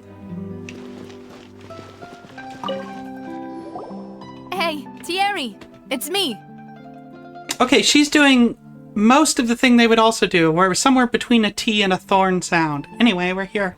Oh, now, what brings you here, Miss Navia?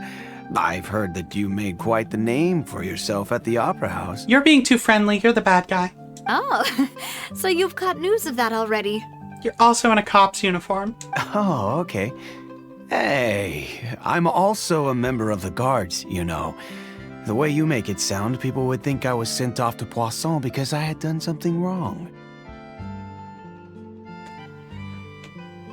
I hate cops so much. Are you sure there isn't a little bit of truth in that? Under normal circumstances, shouldn't you have been called back to the city already? I mean, where I work is really up to me. Let's just say I enjoy the ambiance of Poisson. Callus did a fantastic job running the town, building Spina di Rosula from the ground up and clearing many obstructions in my way.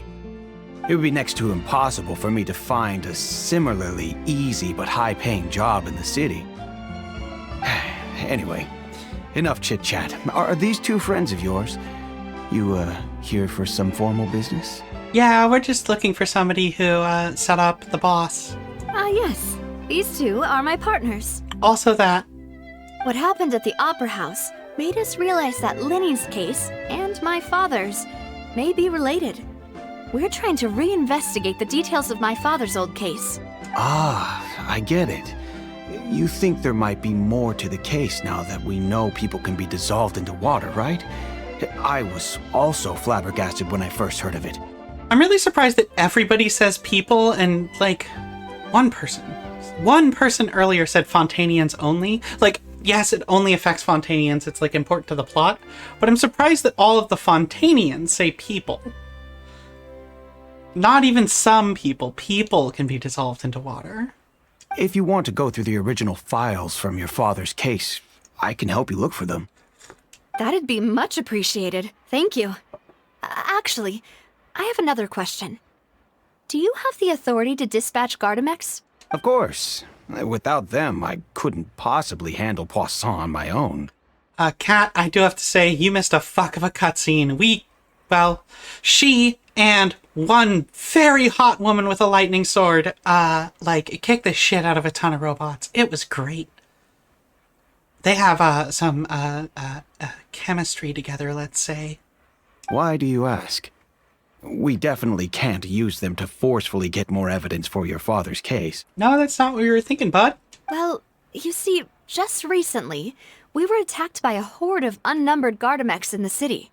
So, if you hypothetically wanted to do something against me, all you would need to do is get rid of the mecha serial numbers and send them after me. Then you think too highly of my abilities. Dispatching mecha is very different from controlling them. If I had to make an analogy, when you order a dish, the chef will make it for you. You can ask the chef to cook, but not to massage your shoulders or carry your baggage. If you try to make unreasonable demands, the chef would just think you're out of your mind and ignore you completely. The same goes for me and my Gardamex. You're telling me they think?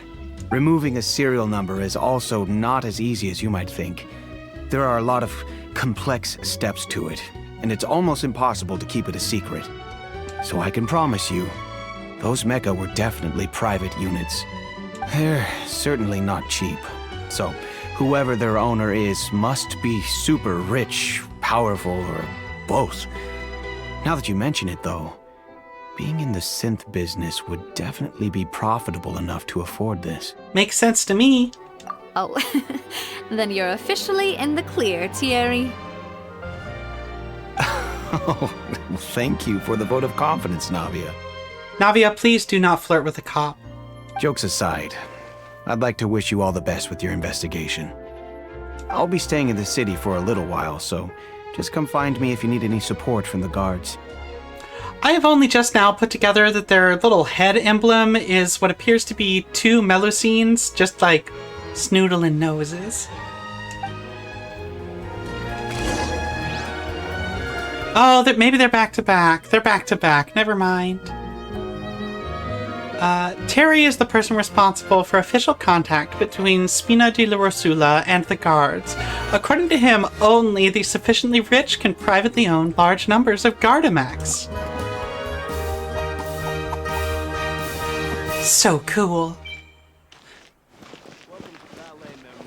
No, do not talk to that man. That is an unrelated quest. Talk to Marcel. Whenever I hear the name Marcel, I think of Marcel Marceau, who I think was a famous mime. Gosh, I would hate to be right about that. I really should not remember anything from miming. Marcel, you better be inside the walls, not outside the walls. Shit, which floor are you on? Looks like he's back this way. Okay.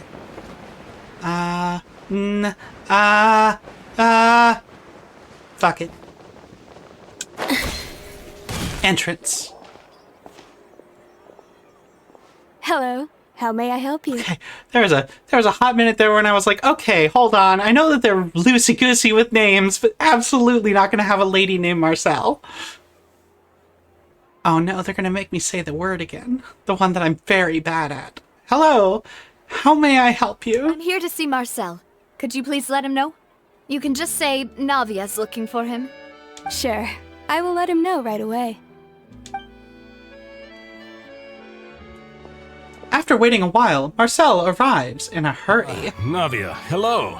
Sorry to keep you waiting. I'm not as young as I used to be, so my legs are giving out a bit. Buddy, we've got to talk about your bad mustache. Oh, it's all right, Uncle Marcel. There's no need to stress. I just wanted to talk to you briefly about what happened in the Opera House. I'm sure you saw everything too, right? Yes, I've never seen anything so strange. Oh, you were at the Opera House too? That's right. I went there with Navia to see the magic show. Who knew it would turn into a whole murder mystery? Yeah, it was a heck of a day. They locked me in there overnight, but that was all right. She made macaroons. I also witnessed your marvelous sleuthing work. Quite impressive. Thanks. To beat the Hydro Archon at her own game on her own turf, I can already imagine everyone in Fontaine discussing your exploits over a few glasses of wine. Yeah, I'm working a case right now. Oh, Paimon doesn't want to become the talk of drunkards.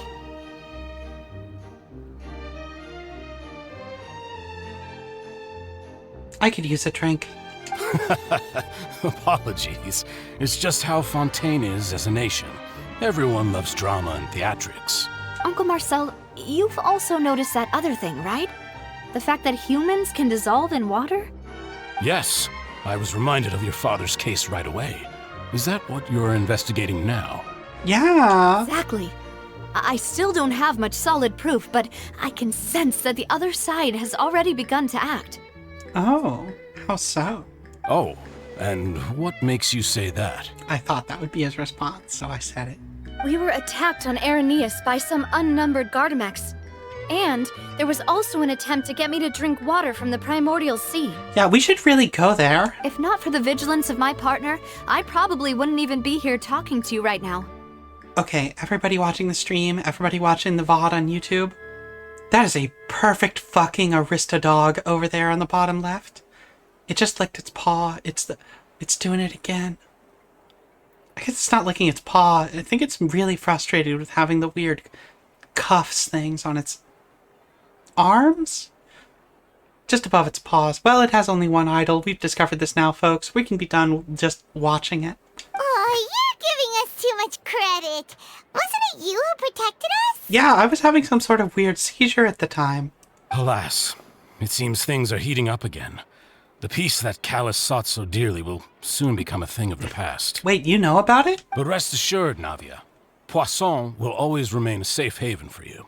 If you're scared, you can always return there. Interesting, you're the first person to not encourage us to push on. If anyone dares to lay their hands on you there, the Confrérie of Cabrières will use its funds to the last Mora to bring them to justice. Thank you, Uncle Marcel. But I don't intend to go into hiding. I'm going to strike while the iron's hot. Do you have any new thoughts on my father's case? About that. Sorry, my age is catching up with me, so it'll take me a while to recall my memory. The Confrérie was responsible for that banquet, so I was out and about the whole time making sure things were running smoothly. I didn't even have the time to drink with the guests. Then I heard the sound of a gunshot, and the rest was history. One gunshot, you say? Oh, it's okay. No need to push yourself. We'll ask around some more. See if there are any valuable clues elsewhere. Sounds good. Just let me know if you ever need Mora. All my wealth comes from Callus's patronage and support. I'll spend however much it takes to clear his name. Yeah, it does seem like you've got an awful lot of money. You ever looked into the mecha business? Marcel is the leader of the... Oh, shit. I just did it. I'm gonna have to say the words, and I'm really bad at it. Well, here, folks. Here we go. Marcel is the leader of the Confrérie of Cabrières, and the organizer of the banquet years prior. God damn it. The Confrérie and the Spina di Rusula have always maintained a close working relationship. Though his recollection of events of the case is quite foggy, he's willing to defend Navia. Yeah, dog. I don't think you were just... I'm not certain you were on our side. Go over the clues with Navia. We're just gonna step around the corner and just talk a little bit. Enjoy the show. Ta-da! Alright. Call back. Wait, am I just going right here? No way. Okay, no, I'm supposed to go up these steps. Looking good, robot. Damn it, that's a cop. Look, I like robots. Right. This city. We've talked to all three suspects, purely based on their conversations with me. None of them sounded particularly suspicious. Well, yeah, none of them really stood out as a suspect. Say all of them, not me. I suppose that's to be expected, though. If a single conversation's all that's needed to find them out, then my father wouldn't have needed to investigate the case for so many years. Anyway, even though we didn't make a breakthrough, let's still compile what we were able to find. But where should we start? Jacques' motive. Ah, you're right! Flora mentioned that Callus probably only ended up with the gun because of circumstance. That makes sense. According to Jacques' family members, he already told them that he had been discovered, and that he had no choice before he left home that day. If I had to guess, he probably received an order from the synth boss to kill my father. Had he refused, he and his family's lives would have been forfeit. So, Jacques fired the first shot?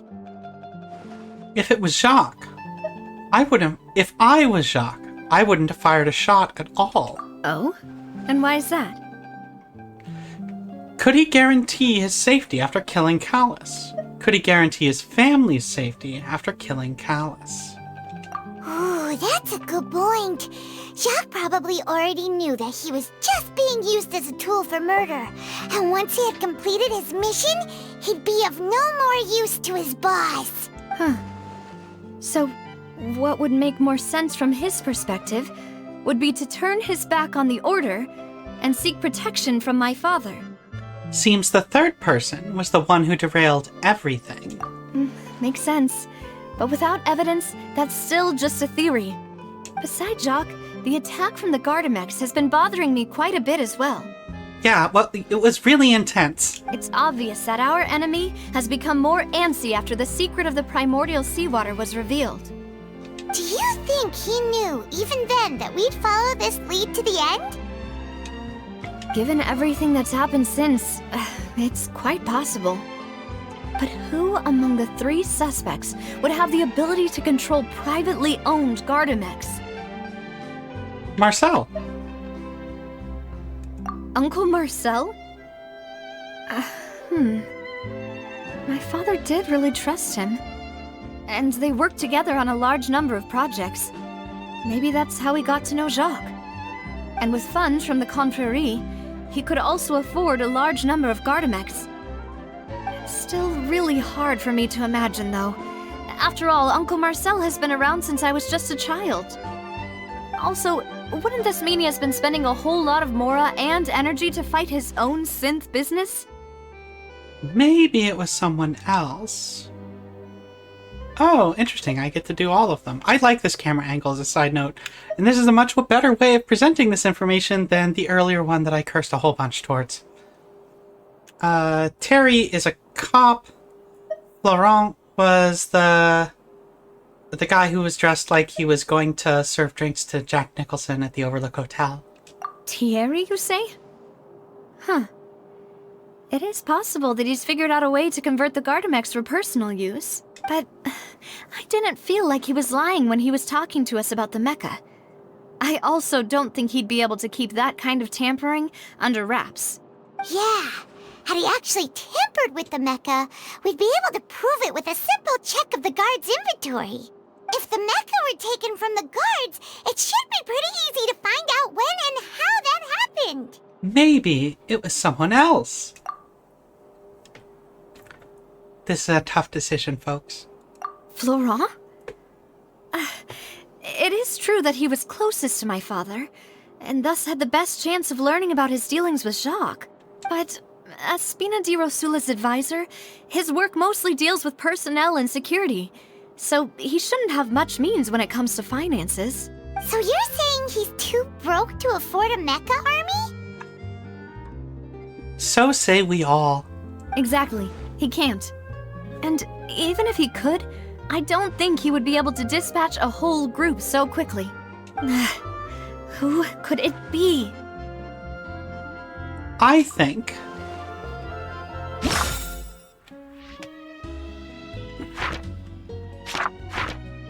Okay, we don't actually have...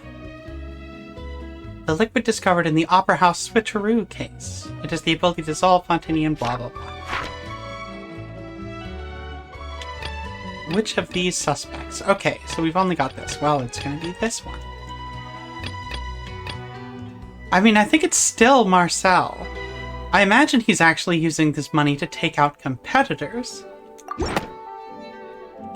You know, if you think everything through, Uncle Marcel is indeed the most suspicious of them all. Could we be missing other suspects? Malus didn't know about the people turning into water thing when he narrowed it down to these 3, did he? Malus has always been very reliable, and his judgment of others' trustworthiness has been fair and well considered. When he laid out his case for the 3, the rationale he gave me made a lot of sense as well. The suspect is knowledgeable about the Spina's internal affairs, has the means to dispatch Mecha to assassinate us, and possesses significant intellect and foresight. Yeah. Sadly, Malus, who would be the obvious, like, if we were doing a spy thriller thing, like, Guilty Party, doesn't have an army of robots. Even if I don't want to believe it, I'm starting to see how things could all tie back to Uncle Marcel. He is someone very close to you, after all. Well, we still have another trump card on top of all the theorizing and speculating. The synth production base! Yes. Malus did say that charging straight in there would be extremely risky. But we don't have any other options right now. We need far more solid proof before we can hope to go charging in on our enemy. Navia, here you are. Oh, I've been looking for you. Very suspicious. Huh? Aren't you the guy from the guards? My god, you know his name. Happen? Yeah. News came from Irenaeus just after you left. We've got another trial on our hands. Wasn't that place built specifically for holding trials? What's so newsworthy about this one? I know.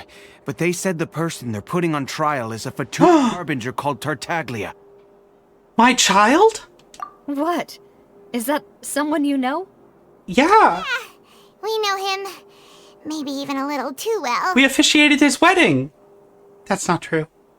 Well, he's been accused of being the true culprit behind the serial disappearances case. It's absurd, don't you think? Wait, how? None of our investigations have had anything to do with him. That's what I thought was strange about it, so I came to tell you the news right away. If the charge against him stands, then it'll be next to impossible to get the guards to support any of our planned investigations. Right. Because they'll think they've already found the culprit. Yeah. And it'll be a lot harder then to clear Mr. Callus's name. It is interesting that all of the false accusations are falling at the feet of Fatui. It's almost as though the state itself is to blame. I understand. Well, partner, what do you think we should do? We still haven't found any conclusive evidence. I say we go destroy a drug base and, rip everything up, and if anybody's alive and screaming loud enough, they can tell us the answers. Let's split up. Split up? What do you mean? You can go to the Irenaeus while I investigate that place. No. I'm confident in my combat abilities. Just as expected of my partner. Since this is a trial about the serial disappearances case, the culprit's attention will be focused on Irenaeus, leaving his home base wide open. Wide open? Right. This is our best opportunity. All right then, let's do this. I'll stall them at the Opera House and charge Marcel as the true culprit. I won't have any chance of making that charge stick, though, unless we find more evidence. It'll be up to you to make it back in time and hand the decisive evidence to me. Leave it to me. We'll help you, just like you helped us in Linny's trial. Yeah. Demoiselle, please allow us to accompany you. I wouldn't have it any other way. I'm ready. Malou, Silver, when did you two get here? We heard that you'll be leaving Poisson and figured that you might require our assistance. It's our hope that your confidence will be bolstered with the two of us by your side. Thank you so much. Then, let's make haste for Irenaeus. Paimon, Traveler, I'll see you at the Opera House. See you then! Suspect analysis. Combining the information regarding the Gardamex and the investigation results so far, it can be concluded that there is only one person who could have a large number of Gardamex in this possession and run the synth business without leaving traces. This person is none other than Marcel.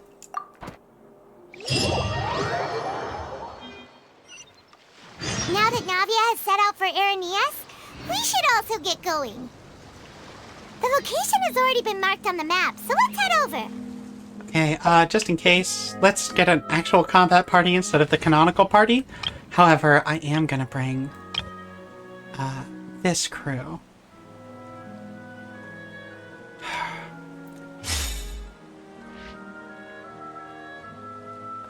Brianna has brought up the possibility that it's in fact all three of the suspects, and they went into action because we interviewed them. I ain't gonna say you're wrong. That seems exactly up the style and sleeve.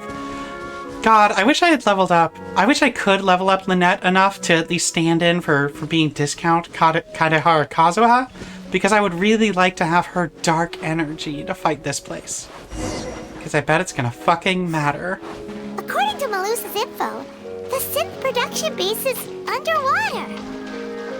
Let's go and try to find the entrance. They're underwater. I thought they were making loads of money. Sorry, the opportunity to do Titanic violence means that I'm continuing this until I've destroyed this base. Ooh, I see the entrance to a stone fortification. Is that what I'm looking for? It's kind of sus. Oh, I see. It's funny, as I've been in this before, and there wasn't this drain. Finally found it! Huh. So this is the entrance that leads to the synth production base.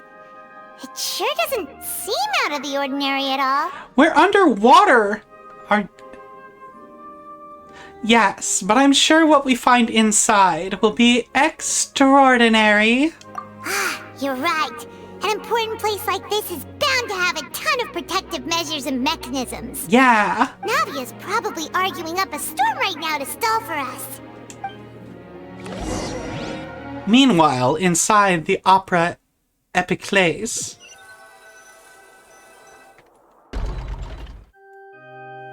It would appear that I must repeat my question again, Mr. Tartaglia. Do you accept the charge that you are the true culprit behind the serial disappearances case? To be perfectly honest, I don't understand your country's complicated court system, or the reason why I'm being charged with something I've never even heard of. However, I did hear that people who have been charged can choose to participate in a duel to clear their name. Is that right? It is just a murder trap set for our precious boy. In which case, as long as I accept the charge, I can have an all-out fight with that champion duelist Clorend, right? I've got to admit, that's one of the most enticing offers I've ever received. When I privately sparred with her last time, she was obviously holding back. Real disappointing. Hey! Don't you understand? You're currently the prime suspect for a major case. This isn't the place for you to be looking for fights. Oh? Sounds like the Hydro Archon wants to lecture me on the ways of the Opera House. Then why don't you duel me too? I'm the kind of student that learns best in the heat of battle. I love him so much. No. That's not what I meant. Coward.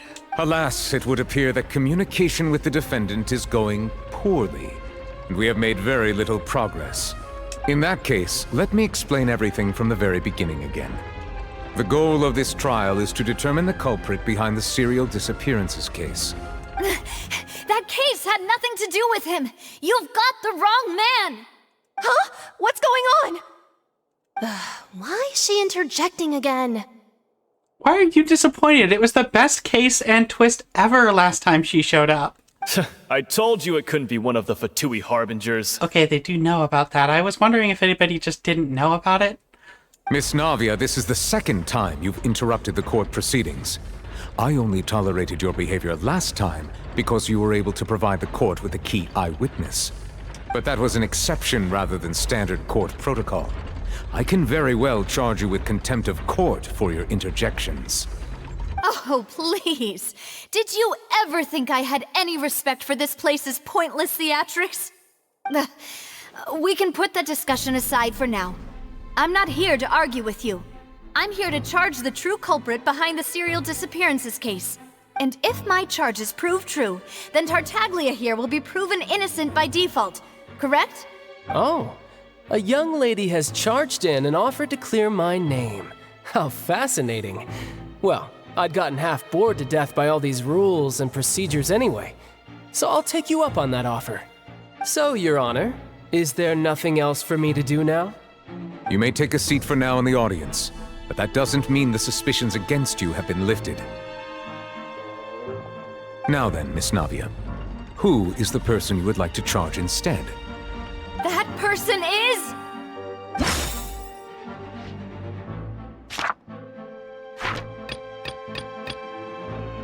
I assume the suspect analysis. Marcel, the head of Confrérie of Cabrières! Huh? What confrérie? Never heard of them in my life. I've heard of them, but weren't they Spina di Rosula's sister organization? Oh, is this going to be a friends to enemies type situation? God. It's like it's just YouTube fandom doing court. Please let me remind you, Miss Navia, that charging someone is an incredibly serious matter. Committing to the charge also means taking on the legal responsibilities associated with it. Oh, could that be a duel with Clorinde, her ex-girlfriend? And if the charge fails, depending on the circumstances, you may also be charged with the crime of making a false accusation. Knowing this, do you still wish to charge this man? Look, Fiorina absolutely has gotten away with that twice so far in this one storyline. So, like, is it a fine? Or do you just glare at them? Is that the sentence for making false accusations? Because she just is up there on the only person on the 3rd floor other than her and her hot bodyguard. Yes, I do. In that case, I declare the charge to be valid. Miss Navia and attorneys, please take your places on the court. Yeah? Members of the guards, please contact Mr. Marcel right away so that he may stand trial. After some time, a shocked and confused Marcel is brought to the stands. Mr. Marcel, you will not require an attorney. Is that correct? Apologies. It all just happened so quickly. I still haven't figured out what's going on. I think an attorney won't be necessary. This is probably just a misunderstanding between me and Navia. Very well. In that case, since both sides have now arrived, Miss Navia, please present your charges. I would like to take everyone back to 3 years ago, to the case of Callus the Unfaithful. Only through elucidating what really happened in that case can we connect all the dots for the serial disappearances case. Navia, do you really think that I was the one who killed your father? Come on, why would I do that? Callus was my benefactor, and remember, both you and I only ran to the scene when we heard the sound of a gun. If that's enough to make me a suspect, wouldn't that make everyone at that banquet a suspect as well? Well, everyone at the banquet is a suspect. I think there's no point in getting into the specifics right now. The audience doesn't even have the big picture yet. Even I'm struggling to remember some details of that case. Lady, you're always struggling. Exactly correct, Your Honor. I must refresh everyone's memory about that case before I can explain my charge and reasoning. I see. In which case, I will recount the findings about that case as originally recorded by Maison Gardiennage. Oh, we're just gonna play as Navia. On the day of the murder, Spina di Rosula hosted a large banquet in a countryside estate owned by the Confrérie of Cabrières. During the banquet, all attending guests heard 2 gunshots from the courtyard. When the guests arrived at the scene, they found the primary suspect, Callus, holding a gun, while his acquaintance, Jacques, lay dead from a gunshot wound. The guards' investigation did not recover any other firearms from the scene. As a result, they concluded that the suspect's first shot must have missed, while the second must have taken Jacques' life. The suspect did not dispute this conclusion, and also declined to defend himself in court. Instead, he chose to prove his innocence through a duel. Callus was defeated by champion duelist Clorinde in the ensuing duel, and soon succumbed to the injuries. These are the known facts about the case. These are just fucking incredible little comics panels.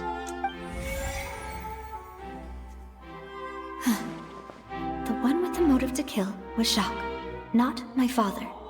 And even so, Jacques still had no reason to pull the trigger. In truth, the 3rd person shot Jacques first, and was shot in turn by my father when my father seized the gun from him. After that, the true culprit turned the 3rd person into water, erasing all traces of him from the scene. Thank you for the summary, Your Honor. Of course, the guard's conclusion appeared quite sensible to us at the time. However, we should revisit the case now that we've gained new information about the abilities of water from the primordial sea. Oh, Nouvellette is being treated as the prosecutor. I didn't even put that together. I was like, oh, Fiorina's in the audience. How weird. On the day of the murder, Spina di Rosula, I'm doing my best, folks, hosted a large banquet in a countryside estate owned by the Confrérie of Cabrières. I see that has blue text. During the banquet, all attending guests heard 2 gunshots from the courtyard. According to the investigations, Callus, who had motive to kill, murdered Jacques for his betrayal. But is that really true? He didn't have any reason to kill.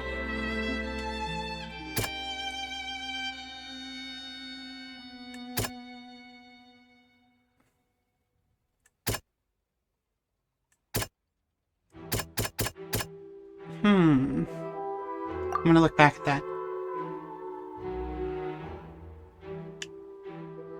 Okay.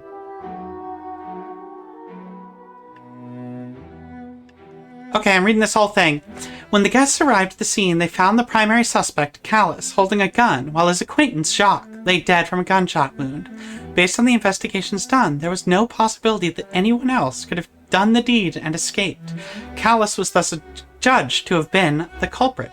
After conducting a reinvestigation, it is now certain that Callus did not bring a gun with him. Moreover, details of the case point towards the possible existence of a third person on the scene.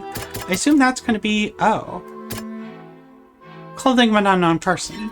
This assassin first shot Jacques, then turned to shoot Callus, only for Callus to wrestle the gun from him and kill him instead. I'm gonna try to put the gun here, which...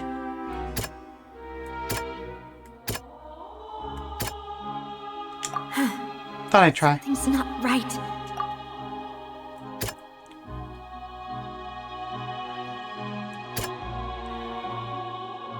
This is gonna be about motive. The testimony of the victim's family confirms that Jacques had thoughts of assassinating Callus when he set out for the banquet. However, in the end, he reconsidered, and instead shared everything with Callus, hoping to seek the latter's protection. Unfortunately for Jacques, the true culprit had already considered this possibility, and had sent out another assassin.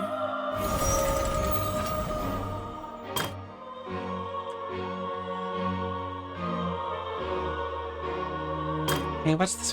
That one doesn't have any questionable stuff.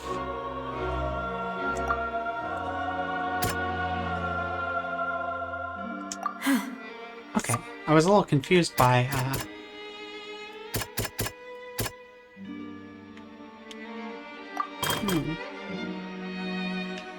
The guards' investigation did not recover any other firearms from the scene. As a result, they concluded the suspect's first shot must have missed, while the second must have taken Jacques' life.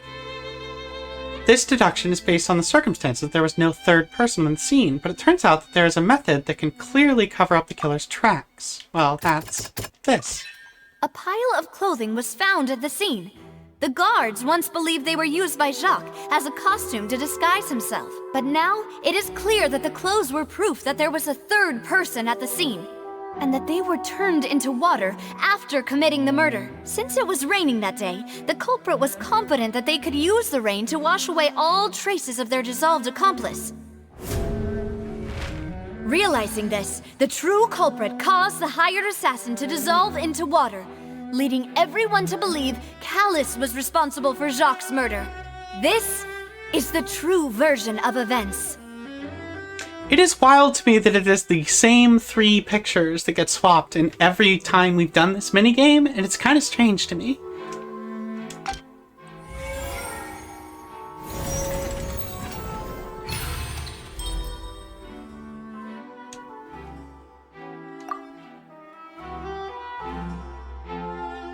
So that's what happened.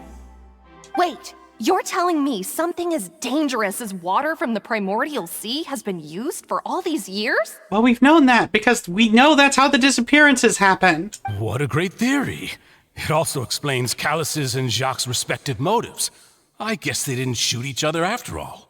Mr. Marcel, you are the one being charged with the crime. You should provide a rebuttal if you wish to prove your innocence.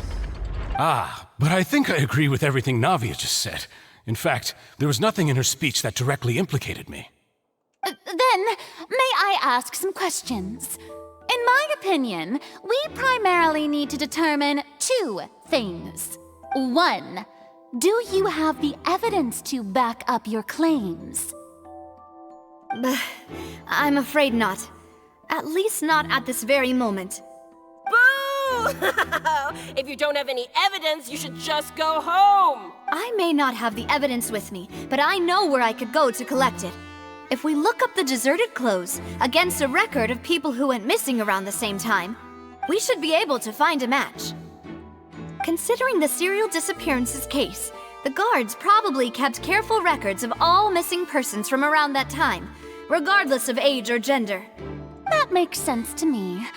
Monsieur Neuvillette, I would consider this to be a reasonable investigative direction. Why do I feel like Farina's acting a little differently today? Oh no, is it Shadow Farina? Maybe she's scared of embarrassing herself again? Alternatively, she's become more diligent after charging an innocent citizen in the last trial.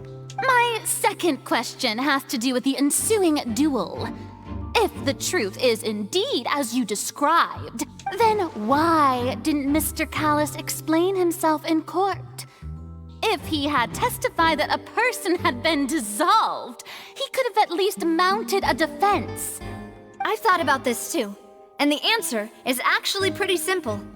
He felt there were things that were more important to him. The dissolving power of water from the primordial sea is an important secret for the true culprit of the serial disappearances case. My father could have exposed it for all to see, but he chose to take it to the grave. At that time, Spina di Rosula was in dire straits, and his reputation had already been shattered. He had no guarantee that going forward with the truth would allow the culprit to be brought to justice. What was certain, however, was that it would paint a gigantic target on my back. Boss once told me that Demoiselle had already been selected as the next target of the serial disappearances case. What? If the secret had gotten out, the culprit would have fought an all-out war with Espina right there and then. I wouldn't have been the only one in danger. All of us would have stood to lose our lives. Of course, the guards might eventually figure out the truth of the matter and determine that we were in the right. But what good would that do? How can a hollow verdict protect anyone? Had this opera house ever given my father any kind of confidence in its brand of justice, Spina di Rosula would have had no reason to exist. But by staying silent, we retain the ability to deter our opponents and continue the stalemate. I was able to become Spina di Rosula's president, which made me harder to target, as well as giving me more time to grow and learn. And once I have figured out the truth and stepped up to the challenge, I will do what this opera house cannot, and restore my father's truth and honor back to him. So, you mean to say, your father intended to die in the duelist's ring? That's right. Do you have any proof? Of course. All you need is to ask his opponent, Clarand. I don't need your apology, your guilt, or your support from the shadows. You don't have to do anything for my sake. But since he entrusted his will to you, Clarand, you should tell us the truth about his sacrifice. So, during the duel, did you believe that Callis was intending to die? Yes, I did. You know, I thought this was a stylistic choice, but it is that there is no opposite face to the platform they're on, so we're just looking out into the void right now. As a champion duelist, I've fought many battles and taken a countless number of dishonored lives. In my line of work, I've seen all kinds of people give their all for the faintest hope to continue living. Some were determined, others passionate, and some even manic and twisted. Just one look and I can tell if a duelist is hoping to live or if they're looking to die. I hereby swear on my name and honor as a champion duelist that Mr. Callis never intended to leave the ring alive. Since that's your testimony, I have no more questions. It appears there really are good grounds to reopen this case. I concur. However, Miss Navia, you still have not explained the link between your father's case and the serial disappearances case. Right? What she said was fascinating, but kind of beside the point. Wait, weren't they just talking about the serial disappearances case? Of course, Your Honor. The two cases are connected via a matter of timing. In my father's case, the culprit intended to kill both Jacques and Callis.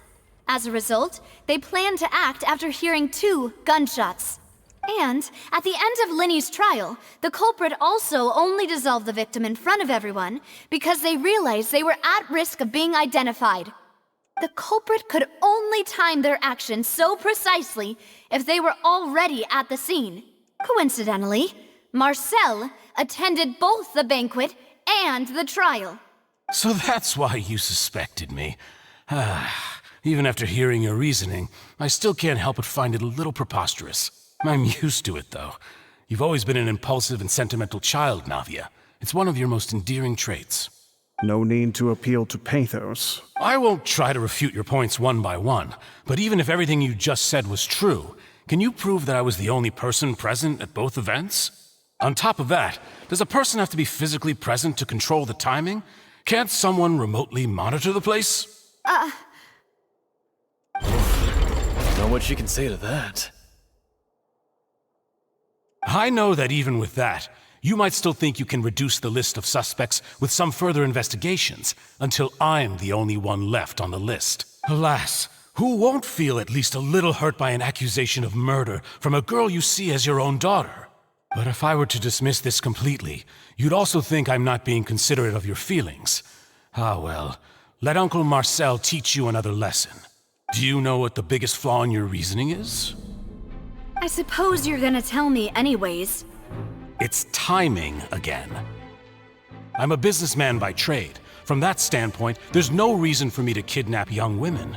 It's a high-risk action with nothing to gain. In addition, I left my home in Snezhnaya when I was to come to Poisson and work in some trade. My business only thrived when I received Callus's patronage. But the disappearances began before I ever stepped foot in Fontaine. Well, if that was a defense, Tartaglia wouldn't be accused. I do apologize, demoiselle. This was my mistake. No, it's not your fault. I'm sure he had come prepared. Is there anything else you'd like to say? Would you like to check the date of my first business license against the first known case of the serial disappearances? You can also take a look at my border entry records, or ask my friends and family when I left Snezhnaya for the first time. Could those records and testimonies do something to appease the unspeakable anguish in your heart? Seems like she got the wrong guy. At this rate, Navia will be convicted for falsely accusing him. I think you've done a superb job of dissecting your father's feelings as he neared the end of his life. But aren't you going against all of his wishes and expectations right now? He wished for you to become more rational, collected, and conscientious, instead of dwelling only on your own feelings.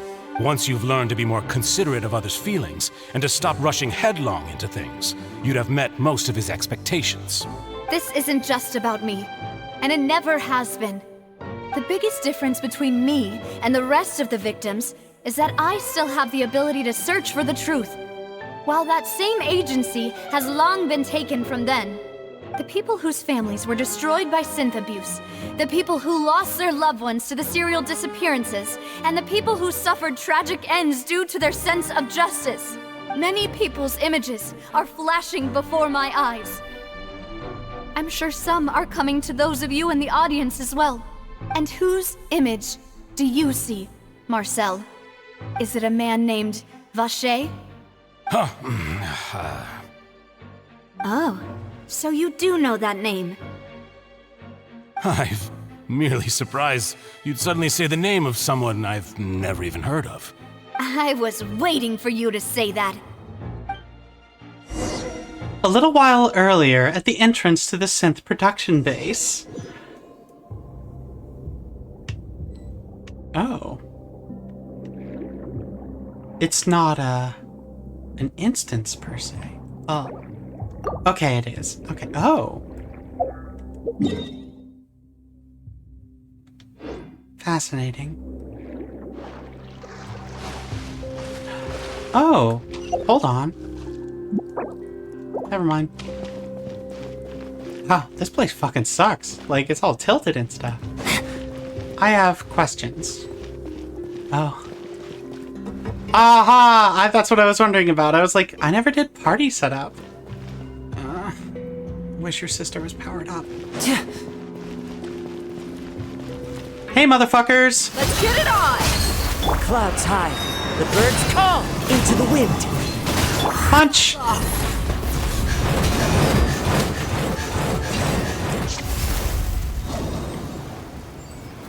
Yeah, we're here to murder. Whoa! Oh! The floor is going up! That's a bit of a surprise. Ooh. Because of this mechanism in the middle? I like this platform. Really prepared a lot of stuff for this place. Wow. Clockwork bullshit. Love it. Oh, treasure. Is there bonus treasure?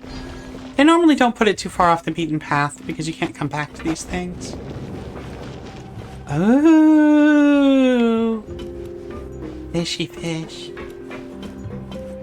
Paimon thinks we need to go up, but Paimon doesn't see a way. Let's take a look around. Maybe we'll find a hidden mechanism that'll show us the way up. Perhaps if I search the depths. Oh, I need... Hey, you, teach me to punch. Thank you. Falcon, punch!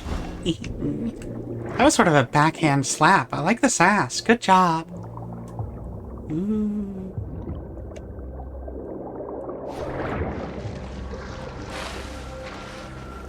Mechanism.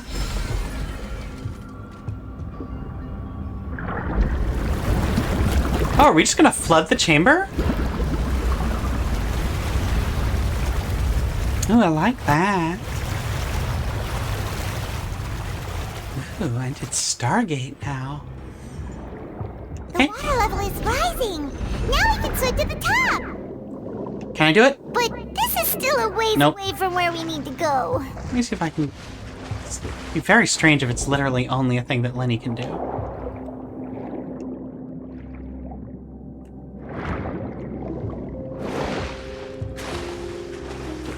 Okay, I'll try it again later. I have to do some experiments. I'd never considered the possibility. Damage bonus. Draw everyone in. Smash them with your crazy fists. And become a cat!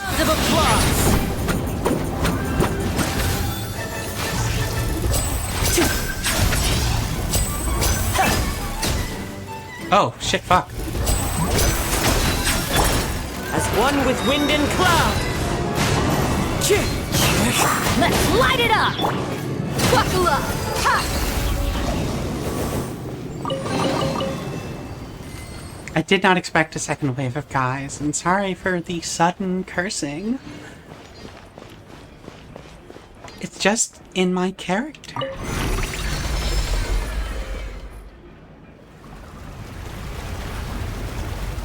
Yeah, fill that chamber.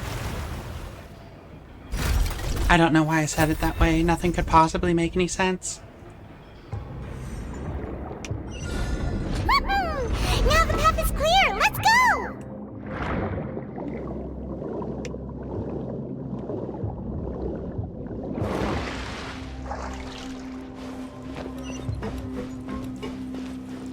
Ooh, this is a very good transition space. I like it a lot. All those gears, and then I'm just gonna step through some. Cool. Dangerous. Yeah! Should swap it. I should have swapped Tartaglia in. Just be like, yeah, he was there the whole time.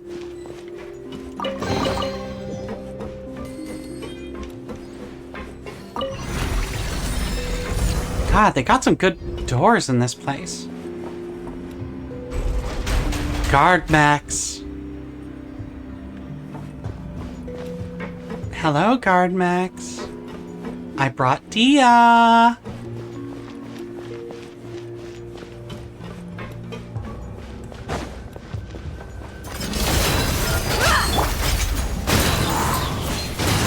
Going in! Clouds high. The birds call.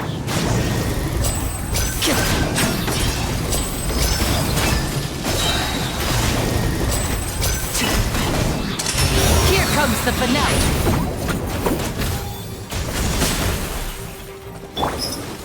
You asked for it. I don't know what those dogs are doing, but it can't be good. I don't like all that fucking electricity. That was probably what the good dogs were doing. So who let those dogs out anyway? Who? Who? Who? Alright, we're done. Ooh. I was thinking about getting some nori. Oh, it's getting ominous down here. It doesn't look like Conrian bullshit. Uh-oh. Oh, no. After all that, we finally made it to the innermost sanctum. I'm not as happy about that as I could be. So, as expected, the mastermind isn't here. If I'm not mistaken, he's being charged by Navia as we speak. That's right. Then let's hurry up and find some evidence so we can get back to the Opera House and help Navia.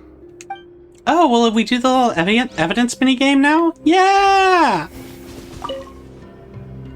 What's all this? Aw, it's a bunch of really cute things. Pink accessories, a hair tie, a necklace, even a makeup box. There's a name, too. Oh, Paimon sees it too, but why are all these cute things labeled with different girls' names? They probably belonged to the victims. Huh? You mean the girls from the serial disappearances? They were brought here? And then they were turned into water.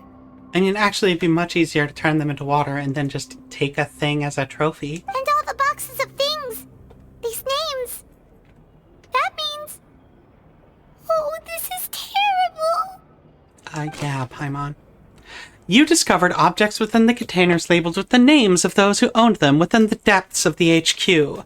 The names here must have something to do with the victims of the serial disappearances case. This might be proof that this is their final stop. Apparently on PS5, Furina and Clorinde are not just floating inside the void. I probably need to verify my install. Hopefully this is not a problem that just grows worse over time. Examine the bookshelf. Let's see what's written here. Nothing escapes Detective Paimon's eyes. I'm so glad you're not wearing the weird glasses. Callus. Navia's father. Oh, this seems to be an investigation report on him. It's probably related to his and Jacques' case. Yep, it's about finding someone to assassinate Jacques and Callus because of a lack of confidence that Jacques himself would go through with it.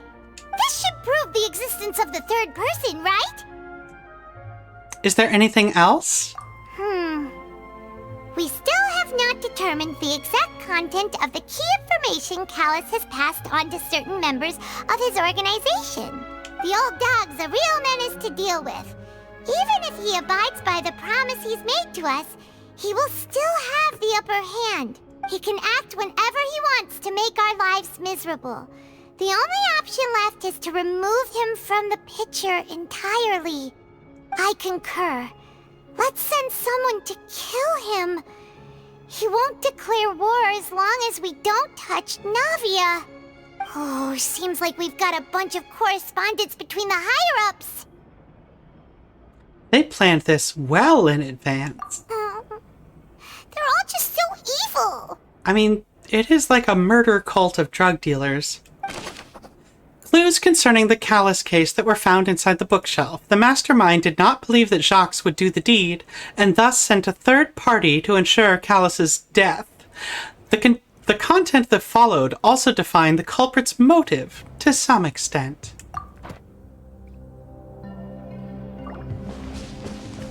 Examine pool. Oh, this is the primordial water. Oh, look! There's an important-looking basin over here, and it's full of water. That must be the water from the primordial sea. That means this is where they make all the synth. And that special water is the main ingredient. If you dilute it with normal water, you'll get synth. But the pure stuff can dissolve a human. Paimon will take notes on this incriminating evidence. The pool found within the HQ is filled with water from the primordial sea. The mastermind can use this to create synth and directly use it to dissolve people. Fontainians, really. The boxes were over there, so this is unique. Examine bottles. Whoa! There's so much synth here! And so many bottles of ingredients that probably probably just contain the waters of the primordial sea. There are so many. Mixing in progress, ready to drink, stock sample? Huh. They've also got all the synth pretty clearly labeled. Whoa, there's even fruit-flavored synth? Well, that definitely proves that this is where they produce the synth. Yep, it's super obvious. Synth, a popular potion circulating quite widely. It gives the drinker a very pleasant experience for a short time, but its side effects are equally strong. The producer uses these special characteristics to earn a massive profit from its trade. Desk. What's this over here? Looks like some kind of place for research.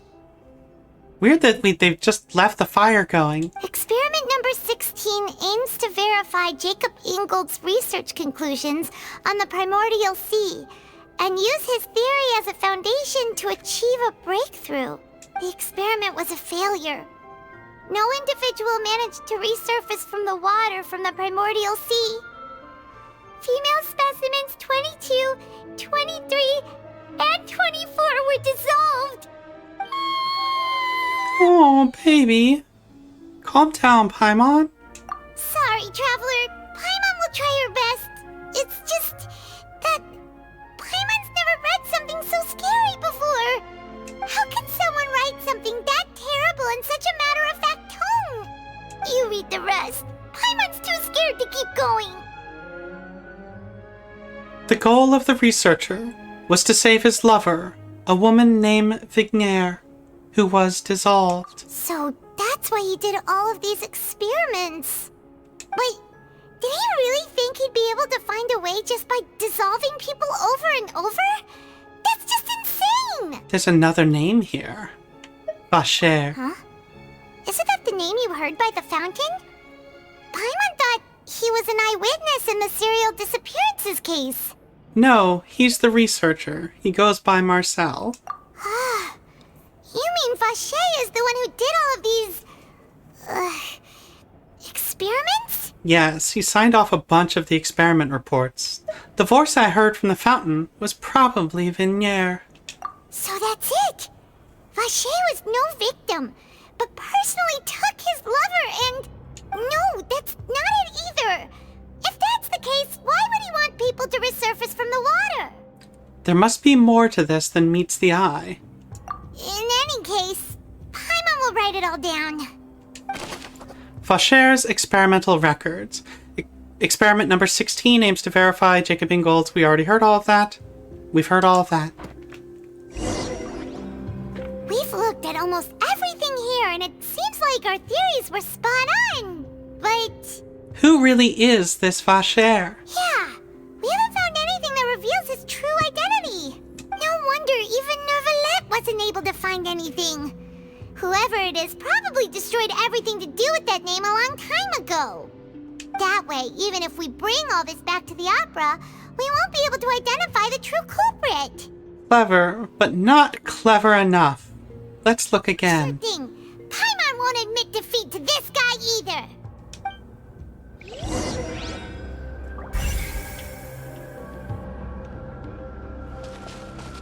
Oh. It hasn't checkboxed anything.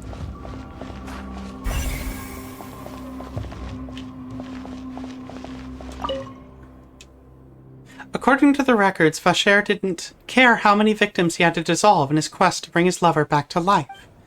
But there's nothing on Vacher's true identity. Ooh.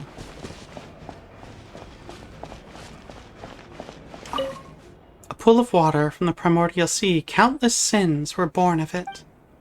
Nothing else here seems particularly noteworthy. The bookshelf. Besides the investigation reports, there are also a lot of research material here. It seems their experiments have been going on for a very long time. But there's nothing here on Vacher's true identity.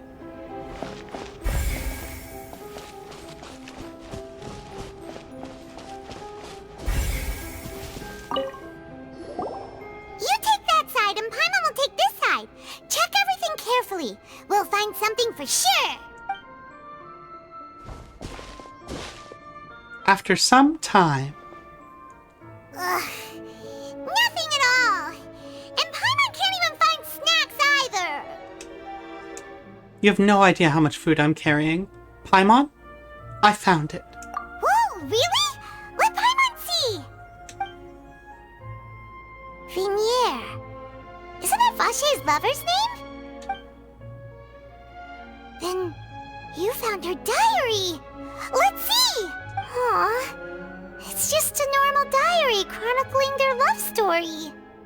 Take a look at... So sweet, too. Oh, Paimon feels even worse for her now. Take a look at this page. She made a list of baby names.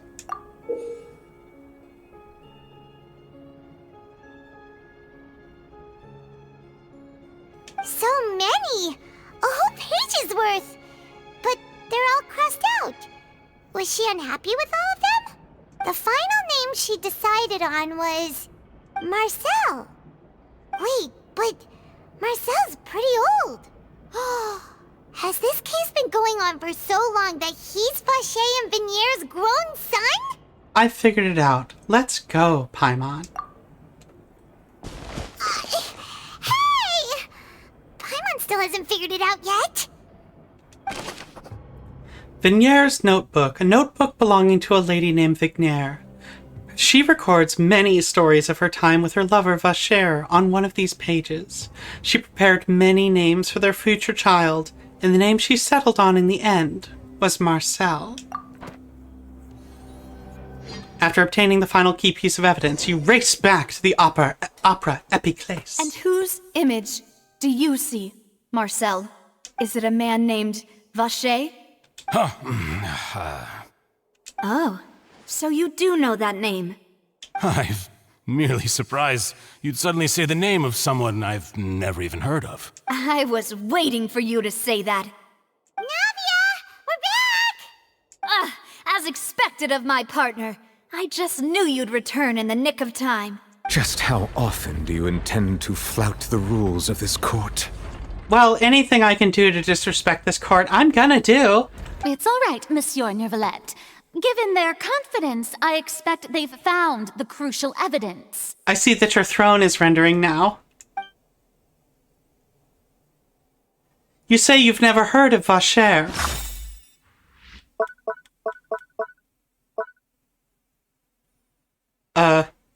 Nice kerning you've got going on there, pal. Select.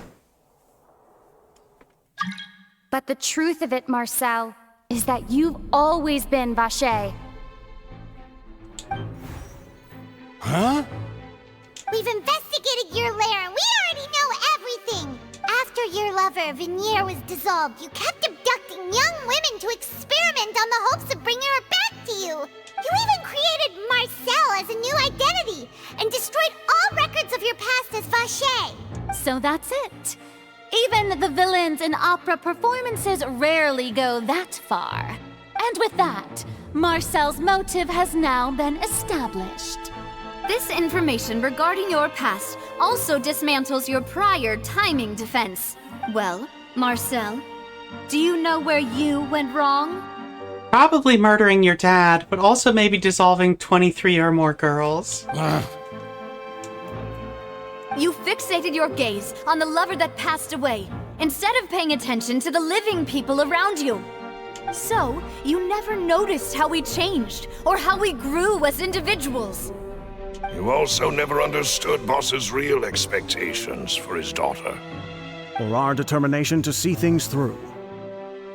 Your determination. Mr. Marcel, please speak up now if you would like to defend yourself. Otherwise, the trial will move on to the next stage. Do you really think I wanted to do any of this? Pay attention to you? What for? Have you ever paid attention to me? Ever empathized with my pain? Ever known how it feels to watch the love of your life dissolve right in front of your eyes? No one helped me. No one even believed me. All those decades ago, even the officers from the Maison Gardiennage were laughing at me. They said there's no way a human being can turn into water. So I must have gone mad from grief. Vignier's death was brushed away by all of you as if it didn't matter at all. Well, now you know, don't you? Ha! Well, it's too late now. All those who were dissolved are gone forever. You only have yourselves to blame. You set up this ornate opera house in pursuit of your so-called justice, your beloved drama, while turning a blind eye to the suffering of the people. I mean, that is why I want to kill everyone who runs this court. Sorry, Clarend. Vignere is dead. We promised each other that we would always be together. Wherever she goes, I will follow. But I'm not from this blasted place, so I can't be dissolved, no matter what I do. Hey, is that water from the primordial sea that he's drinking? I can't dissolve! Can't dissolve! Can't dissolve! Do you all see? I can't go, I can't follow. So if I can't go where she is, what choice do I have but to try to bring her back? I did all of that, and in the end, that accursed Callus still got the better of me. I spent my entire life living on pins and needles, only to get stabbed by his idiot daughter at the very end. The suspect is exhibiting signs of mental distress. Guards, please restrain him. Don't touch me! Don't anybody come near me! I still need to save Vignere. Our promise. We made a promise. Vignere. Vignere! I really want the, just the fountain to just burst out now and grab him. Please, Vignere, don't think badly of me. All I want to do is fulfill our promise. At this point, the verdict of this trial is clear. With Mr. Marcel's conviction, the charges against Mr. Tartaglia no longer have any basis. I don't think he's going to be satisfied with that, bud. You made a big mistake. Fine by me. I was in a bad mood, but after a show like that, I'm actually feeling pretty good. You haven't gotten to kill anyone. Childe, are you okay? Do you have a fever?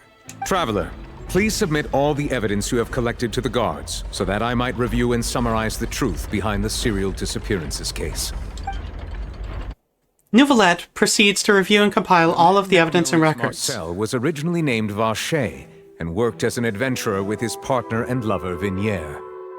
During an underwater expedition, Vignere accidentally came into contact with water from the primordial sea and was dissolved in front of Vacher as a result. Vacher learned of the primordial water's existence through the work of others and began to kidnap young women for research, with the goal of discovering a method to restore Vignere back to life. To cover his tracks, he invented the new alias of Marcel and began to operate a business in Poisson. During the course of his research, Vacher discovered that a diluted concoction of water from the primordial sea can induce feelings of euphoria, and began to manufacture and market synth. However, as he accumulated wealth to fund his continued research and expanded the scope, he came into conflict with Spina di Rosula. After exchanging blows with Spina di Rosula for many years, Vacher decided to assassinate their president Callus at a banquet. Although the assassination did not go as Vacher expected, he was able to turn Callus into the murder suspect by dissolving the assassin he sent to the scene. And just recently, Vacher attempted to frame Linny as the culprit of the serial disappearances case, using a similar method. However, his attempt to frame Linny failed, and the power of water from the primordial sea became public knowledge. This case also exposed enough of Vacher's machinations that he was eventually successfully charged in court. Thus concludes the enigmatic history of the serial disappearances case, with the truth revealed to all. We love that water guy! The oratrice will now deliver the final verdict regarding the charges against Mr. Vacher.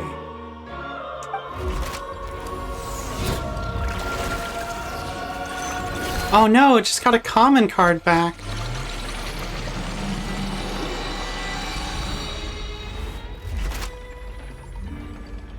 According to the judgment of the Oratrice Mécanique d'Analyse Cardinale, Mr. Vacher is guilty.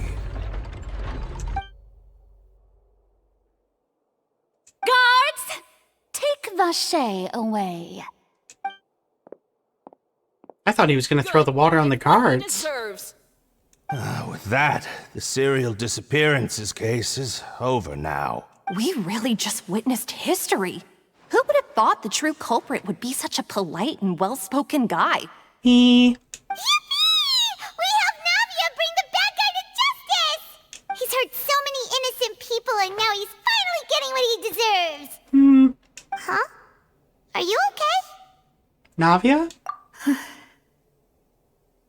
Demoiselle, you were absolutely brilliant. The day our late boss had always hoped for has finally come. You can rest easy now, knowing justice has been served. Yeah. It's finally over. It's all thanks to you guys. And my partner. See, Papa? Spina di Rosula's still doing well with me at the helm. Well now, hasn't this been a most delicious piece of drama? The villain has been caught, justice has been served, past wrongs have been righted, and it's a big ol' happy ending. Yeah, okay, but why were you charged? Since it's been such a great show, I'll just let the false accusations against me slide. Either way, I've still got some business to attend to. So, if you'll excuse me... Please wait just one moment, Mr. Tartaglia. What now? None of this has anything to do with me. According to court protocol, since this trial was initiated due to a charge against you, a verdict must also be made regarding the initial charge before the trial can conclude. Oh, come on. Is this really necessary? Haven't you already caught the real criminal? Isn't it time for side characters like me to exit stage left? Please respect the laws of Fontaine. No. This has always been the rule. All right, but this sure is a lot of hassle. All I need to do is stand over there, right? Let's just get this over with. Through evidence presented in the public trial that was just held, it has been established that Mr. Tartaglia has no direct connection to the serial disappearances case. The guilty party has been identified, and thus it is logical to suppose Mr. Tartaglia is innocent of the charges. Is he the one that created the backstory, though? For Marcel as a Schneznayan? We now turn to the Oratrice Mécanique d'Analyse Cardinale to render the final verdict on the charges.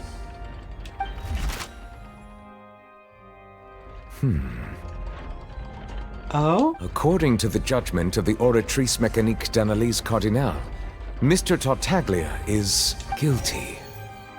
What? Hey! That's not funny! Didn't you just say I'm supposed to be innocent? What's with this verdict? Is your justice machine malfunctioning? Huh? This has never happened before. The Oratrice actually returned a different verdict from the Chief Justice. I mean, have you ever heard of an innocent Fatui Harbinger? Do you think the Oratrice might have just convicted him on general principle? But weren't the charges about the serial disappearances case? No matter what else he's guilty of, it shouldn't affect the verdict in this case, right? Hey, cop! Just what the hell is going on here? The judgment of the Oratrice Mécanique d'Analyse Cardinale is, by law, the final verdict of the court. We must accept the guilty verdict. Guards, please take the suspect into custody per court protocol. I'll take my duel, thank you.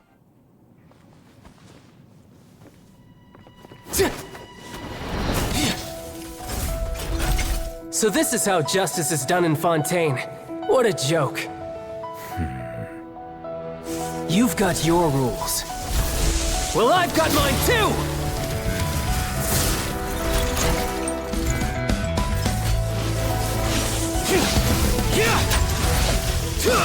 Child, it's really bad for you. You shouldn't do it.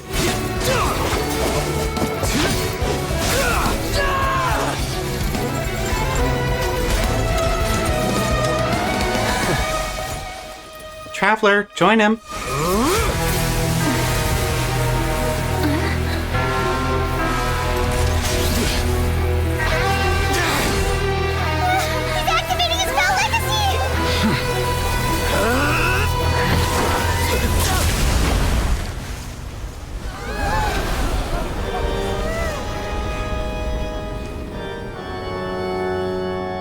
I am sorry.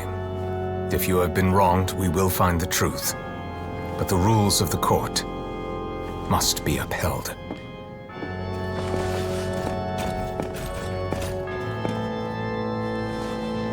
Oh.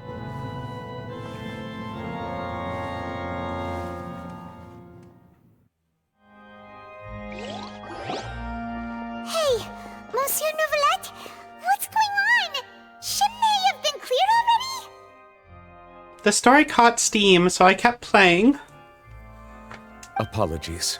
This is also the first time I've encountered such a situation. However, according to the rules established at the conception of Fontaine's court system, the Oratrice's judgment is the final verdict of the court. I like, hey you cunt. You keep saying justice, but, I don't think that's a thing you like or have faith in or even pursue. All I do is follow court procedure. As for why the Oratrice arrived at the conclusion it did, you should probably ask someone more knowledgeable than me. If even the Chief Justice doesn't know, then we have no choice but to ask the Archon, or whatever parts of her we leave behind. Why are you looking at me? I had nothing to do with it! I don't know what happened there either! Hey, stop staring at me! What does Lady Verena mean by that?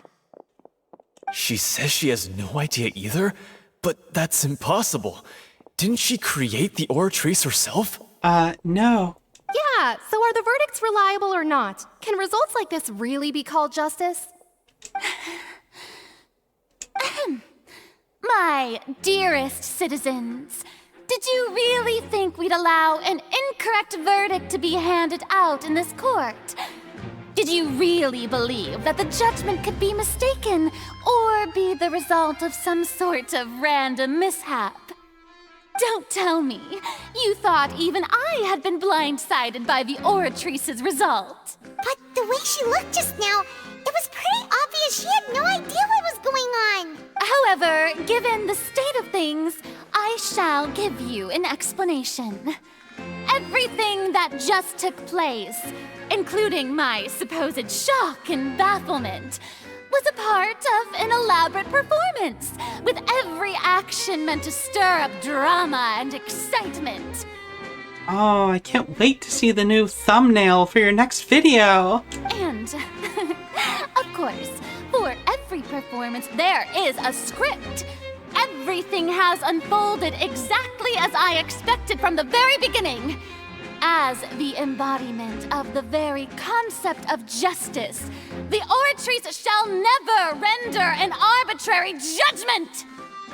If you thought Childe had nothing to do with the serial disappearances case, it is only because you've been blinded by the superficial appearance of innocence. Everything he's done, not to mention the danger he poses, are beyond ordinary comprehension and completely unforgivable! All shall be revealed in time. You will come to understand my noble intentions, as well as the absolute correctness of the Oratrice's verdict.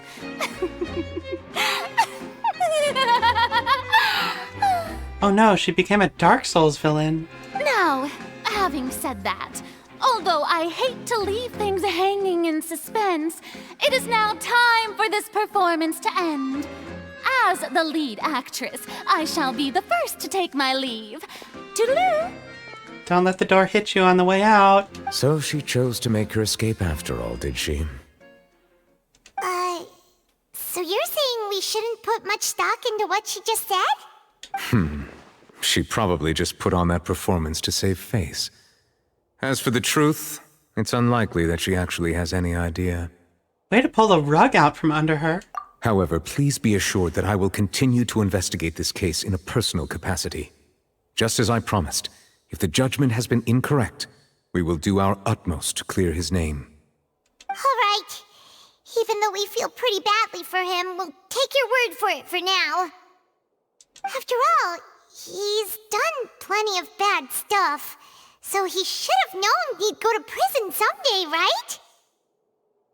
I mean, he's kind of the government where he's from. You know, like, a big part of it.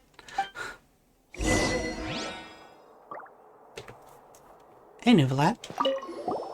Oh, Monsieur Nervalette! That power you showed when you took him down. Who are you really? I'm the Chief Justice of Fontaine, of course. If officers of the law lack the strength and capability to enforce it, then it makes a mockery of justice.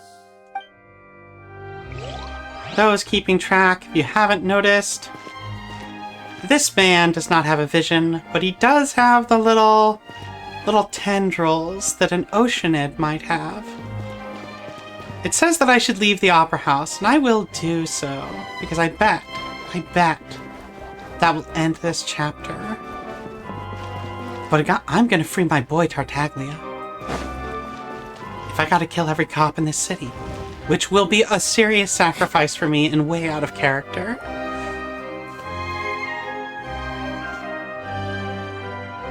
Hey, what are you doing? Quick, stop him! Traveler! Hey! Traveler! Marcel! What are you doing over here? Stop resisting arrest! Cease, or we'll add another charge to the list! No, wait! I just want to ask the Traveler something. I'm not looking to run away. Please, just let me ask this one small thing. Go on. You're gonna ask if we've talked to her. Thank you. I was being led away when I finally realized something. Where did you first hear the name Vacher? I erased all records of that name. So, unless... Are you still trying to prove your innocence? Give it up. You've already been convicted. I met her. Really? You did? You're sure? You met her? But how could that be? How did you manage to do it? It was around the Fountain of Lucerne. Something to do with my sensitivity to the hydro element. The Fountain of Lucerne? Then she's been so close to me all along. And I just never... Please give me a chance to talk to her again. Just let the Traveler take me to the fountain to see her one last time. This is the last request I'll ever make in my life. You can do whatever you want to me afterwards. I don't care. What? Give an inch and you want to take a mile? Do you think serial killers get to make requests like that? Paimon agrees. Why should we give him what he wants when he's only done a ton of super terrible things? Because I want to see him eaten by the fountain. This request, is it worth as much to you as your life? Of course! Wait, no. It's worth even more than my life. Humans. Will they betray the instinct to live just to satisfy spiritual needs? Very well. I will grant your request. Your Honor, I fear that... I will go with him. You do not need to worry about any escape. In that case, I shall leave him in your most capable hands, Chief Justice. Hands or tendrils, whichever. Thank you, Your Honor.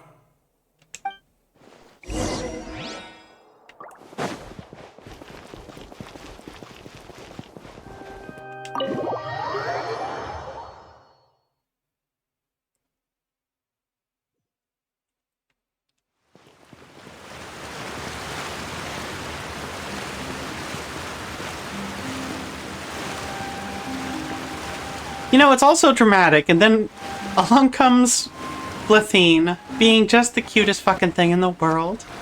Alright. Is this the place? You said she's here, but what do I need to do to see her? Back then, I drank the water from the primordial sea. It heightened my sensitivity to the hydro element. Yeah, and even Paimon could hear her after drinking that thing. Didn't you just drink a lot of it on the stage as well? Oh, in that case... Vacher! Ah! Yes, that's it! So you heard it too! Vignier, it's me! It's me, Vacher! Vacher? Vacher! I'm here! Where are you, Vignier? I'm coming for you. I'm finally here for you. Hey, wait! Be careful! Hey, wait! Vignier, is that you? It's me, Vacher! Vignier! Vacher? Why did you come? Didn't I say? You don't need to look for me. You look a lot older than I remember. How long has it been? It's been more than 20 years. I've suffered for over 20 years since the day you left. All this time, only the thought of bringing you back has kept me alive. Nothing else mattered to me. I must be dreaming. Who would have thought I'd get the chance to tell you all of my feelings like this? Vignier, you are my everything. I really don't know how I could live without you. But Vache, if you ask me, this world would be better off without you. What are you saying? If not for you, I would have finished my law degree and probably become a top-tier attorney one day. If not for you, I would have continued to pursue my love of the arts, and my works would have been displayed in the Palais Mermonia itself. If not for you, I would at least have been able to take care of my mother. And she would not have grown old and died alone, with nothing but the tears on her cheeks. It's all because of your selfishness, Vache. It's all because of you.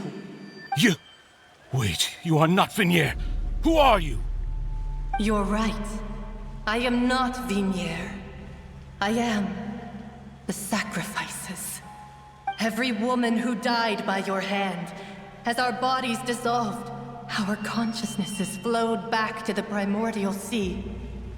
Our thoughts circulated endlessly within the primordial sea, and we were no longer individuals, but we became one, just as streams of water come together in the sea.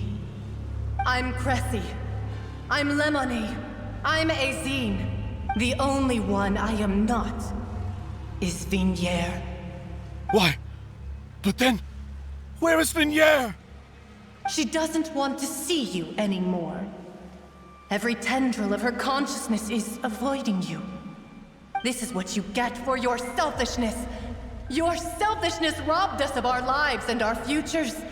You said time and time again that you'd do any and everything for her.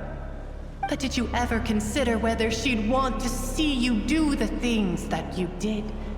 If she would despise you for what you became?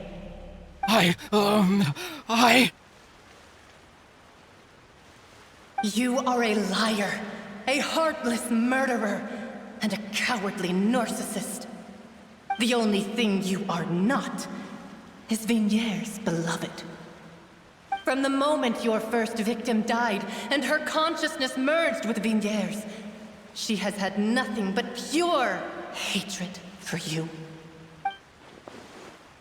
It looks like I didn't meet Vignier back there either. They must have wanted me to lure Marcel here from the very beginning. No! Vignier! She can't hate me. Let me see her. Please, have mercy. Buddy, we're just shit out of mercy. You still don't understand. When I said don't look for me, that came from the real Vignier. She really doesn't want to see you anymore. But on top of that, she also said that because it's her final drop of pity for you.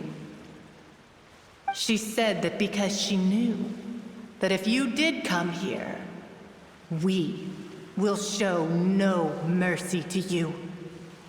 Vache. Vache? Vache? Vache? Vache? Vache? Vache? Drown.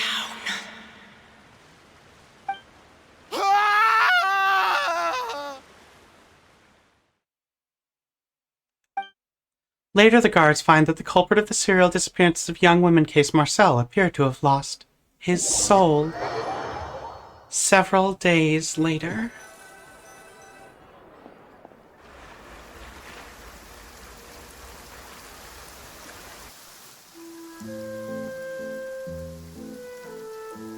Finally, we have some time to do shopping. Gosh, It's really been a long time since we've been able to relax. My legs are killing me. How can you float at a time like this? Huh. Well met, partner. I knew something great was going to happen when I woke up in such a good mood today. Yeah, I also like the rain. Even this weather can't put a damper on the demoiselle's mood. I don't understand you, old man. It's a pleasure to see you both again. Great job, Silver. Oh, hey, Navia! It's been a few days. Paimon's already started to miss you. Oh, now that I believe. I'm easy to work with and always bring home the bacon. Who wouldn't treasure having a partner like me? Sounds like you're really enjoying life these days, Navia. What have you been busy with since the trial? It's just been one thing after the other. I've been making non-stop trips between Poisson and the courts in Sen. Everyone from Spina di Rosula organized a memorial for my father. We never held a memorial when he first died, since everyone knew that even if we held one back then, no one was going to come. This time, though, everyone in Poisson, and even many people from the court, all attended. So his name's definitely been cleared now. That's what we like to hear. It's been the dearest wish of Demoiselle all along. That blasted stubborn fool. I was right to put my faith in him. I'm so glad I didn't give up on the case all those years ago. Things turned out as well as they could have, as long as we forget about Childe. Oh, by the way, I ran into Charlotte just after I left the memorial service. Of course you did. Well, maybe it'd be more accurate to say I knew she would be there, and there was no way she'd just let me go. Okay, that's a better characterization, thank you. Huh? So you know Charlotte too? The Charlotte? Journalist from the Steambird? Yeah, way back when I first became the president of the Spina di Rosula, she was all over me. Wow. Couldn't take no for an answer. Goodness. I believe the story was called The True Heart of Darkness, Secret Tales of the Yellow Rose. Okay, folks, you're going to have to look up the Yellow Rose of Texas and find out about all that at some other time. We're not going to cover that during this stream, but it's a whole thing. To be fair, though, it was a really flattering feature. So, we've been on pretty good terms ever since. She was trying to lean on our friendship to get me to do an exclusive piece on the serial disappearances case. Oh yeah, she told us about that. She's always been super interested in that case, so now her wish has finally come true too. Anyway, I told her to make sure that when she writes about you guys entering the opera house with the critical evidence, that you both sound really cool. She's good at doing that in her write-ups, actually. Now that's another thing to look forward to. We trust Charlotte's skills with a pen for sure. Oh, and in other news, I also took Clarand out for a meal. Yeah, you're dating again! Oh, are you two on better terms now? While you were investigating Vaché's headquarters, Clarand gave testimony on my father's behalf. It was thanks to her that we were able to turn the tide. I wanted to thank her. I mean, there's also no point in being awkward all the time, so we took the chance to reconcile with each other. Oh, that's great. Paimon also thought Clarand wasn't actually a bad person. It's always good to have more friends. Anyway, now that the case has finally been solved, perhaps it will slowly begin to fade from the public consciousness. I'm sorry, they're never forgetting this. Oh, actually, there's still one last thing I need to do. Oh, what's that? What is it? I should pay a visit to my father's grave and tell him the truth of what happened, as well as how it all ended. And on top of that, just how much people still look up to him to this day. That includes me, too. Miss Navia. Indeed. Can I come? We want to go too. We also think Callus is a really admirable person. Sure thing. I'd like you two to share the moment with me. After all, without you, there might not have been such a positive ending. And in that case, everyone, let's be off. Considering the recent weather, we'll be lucky if we can reach Poisson before dark. Yeah, you're right. It's been raining non-stop for a few days now. That's probably bad. Did they just teleport us there, or are we gonna walk? This is where my father's grave is. To be perfectly honest, even I haven't been back here for a long time. It's not that far away, but it's hard to go back to places that mean a lot. Huh? There's someone there already. Wait. That figure. It can't be. Isn't that Nervalette? Why would the Chief Justice be here? Oh! Navia? When we were playing earlier, Brianna and I noted that there was just an inexplicable graveyard with, like, a really notable Christian cross in it, and now we find out that that grave is significant. And that fills me with a great deal of joy, and still a great deal of confusion.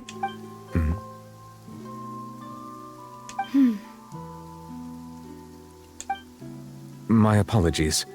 I should have asked before coming to pay my respects. Buddy, this whole Darcy dynamic thing that I pointed out earlier is just become considerably stronger due to that whole sentence. Don't say that. Sorry about that. Oh, I was trying to say there's no need for you to apologize. I wanted to show my father how much I've grown, but still, I doubt I've grown to the point that even the Chief Justice would feel compelled to apologize to me over and over. In that case, I will stop apologizing for now. Good job. You're still a Dracula. You really could use some pointers on understanding human emotions, Monsieur Nervalette. In any case, why did you come to Poisson? Well, ever since that day, I've been turning a question over and over in my head. Just what is justice anyway? Buddy, that is something you should have had an answer for. There was once a time when I didn't want to believe that there could be anything more important to humans than life itself.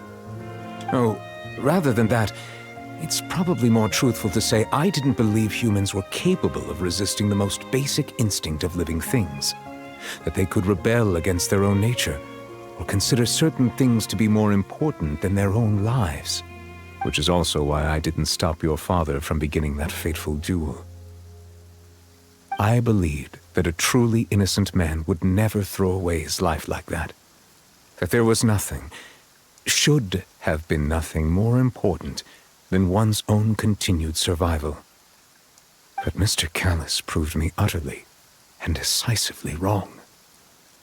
If not for his sacrifice, the serial disappearances case would have remained unsolved to this day.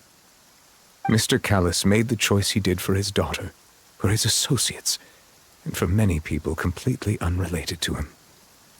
And in the end, from a certain perspective, one could say that he did it all for the sake of justice. A justice that's higher than life itself. So, you asked me why I came here. I just wanted to say my apologies to Mr. Callis in person. I should have noticed all of this much sooner. This regret has filled me with a sadness that has haunted me for days. That high and mighty chair in the Opera Epiclese indeed insulates one from many important things. Spina di Rosula, thank you so much for your hard work and perseverance. I'm sorry for being mad at you before. So, you're actually one of those types that's cold on the outside, but pretty thoughtful on the inside, huh? That reminds me of Silver, one of my guys. We were like deep into Pride and Prejudice for a second there until she was like, I've got a guy named Silver that reminds me of. Sorry about that. Self-expression is not one of my strong suits. Unlike Dracula impersonation, bud. Didn't I just say you don't need to apologize? Please say I'm sorry again. Please say I'm sorry again. Ah, so Navia and Nervalette seem to have made their peace as well. Oh wait, if she's dating Clorinde and Nervalette. Let's not disturb them for now. We can wait till after they're done. Following Navia and Nervalette, you also pay your respects to Callis. Ooh, and the lighting gets good. Paimon's never paid respects at someone's grave before. Did Paimon do anything rude there? Well, you're not usually supposed to fly around someone's grave. Huh? Oh, Paimon didn't know that was a thing. But Paimon doesn't know what she would do if she can't fly. I'd carry you. Oh no. Paimon hopes Miss Navia won't be too mad. Wow, she took it so seriously. Anyway, Nervalette is still standing around there. It's not often that we can catch him alone like this, so why don't we go talk to him for a bit? If we can't talk to Lady Farina, we can at least talk to him, right? Oh no, this is sounding like the end of an act.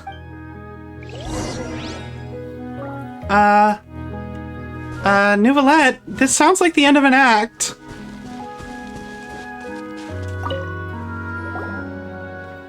Oh, it's you two. Did Miss Navia invite you to come pay your respects to her father? I think we technically invited ourselves. Mm-hmm. We ran into Navia on the streets today, so we just followed her here. I see. Then is there something that I can help you with? If this is a big list of questions, then we're at the end of the act, because that's just how they do. Well, it's pretty hard to run into you like this, since you're usually super busy. So we figured we could try to ask you a few questions, if that's okay. Please feel free. Though outsiders, you helped us solve one of the greatest mysteries in Fontaine, and it would be my pleasure to return the favor. Have you seen my twin?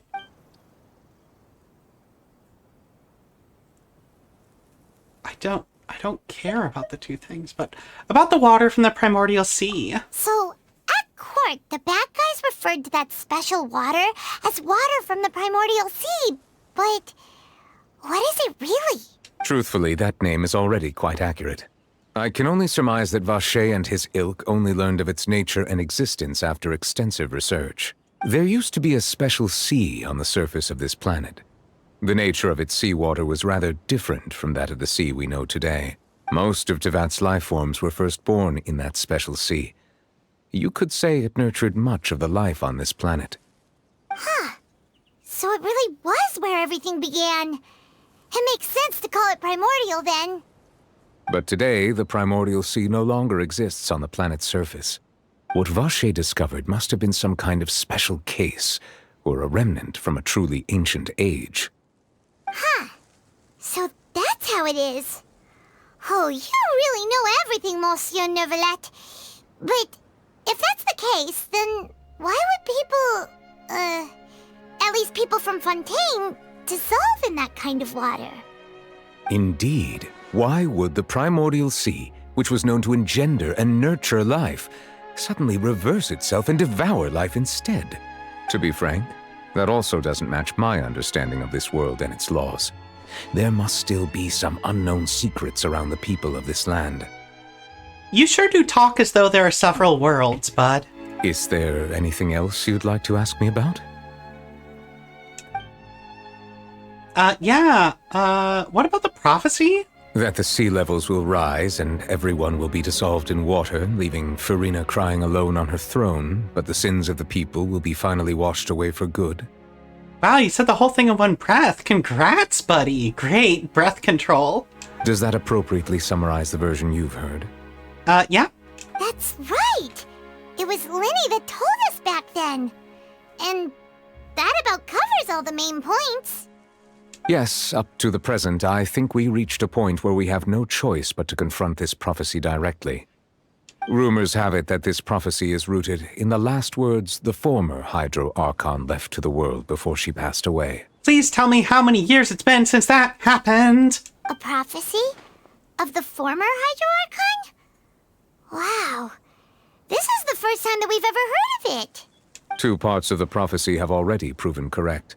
The rising sea levels, and the ability of the people of Fontaine to be dissolved. We should be more vigilant, and stay on the watch for further signs. Speaking of the prophecy, Farina has also always taken it quite seriously. Indeed, she has been collecting information and intelligence from across Tevat for this purpose. If the rumors were true, then perhaps this prophecy is the conundrum left to Farina by her predecessor. But with Farina being the way she is, Can we really trust her to solve it? Is there anything else you'd like to ask me about? Absolutely not going to answer that question. No way. He's like, I may be a Dracula and some sort of immortal space monster, but under no circumstances will I talk that badly about my boss. Hey, what about Zhongli's husband? My apologies. My investigation has still not reached its conclusion. However, I still believe the judgment of the Oratrice was not rendered arbitrarily. Huh? But you also said you thought he was innocent. For many years, I have been quite aware that the Oratrice does not simply mechanically repeat the verdict that I give on each case. As a divinely created mechanism, the people's unified faith in the concept of justice is integrated into it. Not only can it produce the incredible power of indemnitium, but it likely also possesses other traits, such as self-awareness. You know, if I were a voice actor and I was given the line indemnitium, I would A, practice it a bunch of times, and I would just fucking revel saying that stupid word. It is such a good, dumb word. Which is all to say, I have been prepared for a situation like this for a long time. So when Lenny told us that he heard a human voice from the room where the Oratrice's core is stored... I was not aware such a thing had occurred. Perhaps that could serve to prove my conjecture. I will add that to the list of items to investigate. In any case, I am inclined to believe that the Oratrice does have a methodology all its own. We just do not have enough information. Based on Farina's reaction, I doubt even she had any idea what was going on. She managed to bluff her way through it, though, with her time-tested twin tricks of bravado and drama. While we do intend to get to the bottom of this, for now, we regret to say that the Fatui Harbinger will just have to bide his time in the fortress of Meripede. If we did incorrectly convict him of crimes he did not commit, we will most certainly compensate him to the fullest extent allowed by the law. If you ask Paimon, the only compensation he'll want is a no-holds-barred fight with you. Is there anything else you'd like to ask me? Nice dodge again, bud, because I would have loved a reaction to that. All right, so I've got this twin brother. He's sort of become kind of a little bit of a dick lately, but maybe they call him like the Dark Prince or any of these things, like stuff that you've heard about. Do you know what the Abyss is? Your sibling, another blonde-haired traveler. I'm sorry, but I've never seen anyone who matches that description. I'm gonna count every blonde in this fucking game. If he ever stepped foot in Fontaine, I'm sure he followed our laws to the letter, and had no reason to appear on the stage of the opera Epicles. That's really just not his style, bud. Is there anything else you'd like to ask me about? You punk. You absolute jerk. I have no more questions. Very well. It was my honor to provide you with what answers I could. I very much enjoyed conversing with you. Thanks for explaining it all, Clarissa. It will soon be time for me to leave this blissful tranquility behind and return to Palais Memornia. You really are super busy, Monsieur Neuvillette. Paimon thought you only came here to pay your respects today because you had the day off. Crime and villainy do not have the day off, and so justice must work around the clock as well. This is merely the nature of a justice's work. I've often joked that Mr. Darcy is Batman, and basically this guy just turned into Mr. Darcy, Batman, and Count Dracula. All right, you've got a point. Huh? Paimon just noticed that the rain has stopped. That might be bad. As light rain falls without reason.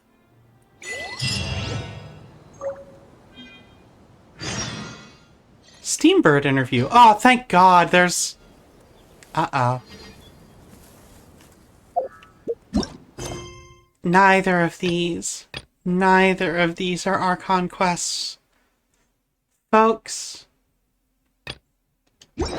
That is, in fact, the end of the act. Oh no. Oh no, I didn't realize. I would say it was so short, and yet I've streamed about a dozen hours of this fucking thing, so it's not exactly short by any means, but I guess I will say this. It is time for me to call it a day, to get off camera, to stop these lights shining in my face, and maybe to cook a meal or buy a meal from somebody else who's more willing to cook. And so I'd like to thank all of you for coming to this memorial service for a guy whose name I've already forgotten. Callus, of course. I could never forget your name, buddy. And we'll say goodbye to our mages and our fatuis and our magicians and our fatuis. I really like these guys. So I'll be catching up with you in the future. I'll probably do like a couple of daily grind streams to show off some like Honkai mechanics and some Genshin mechanics. But for now, I'm taking the show offline. I'm gonna hang out with my family and my cat, and I'm gonna eat some fucking food, and I have no idea what it's gonna be. So, as the great Archon that I'm definitely gonna behead said, toodaloo!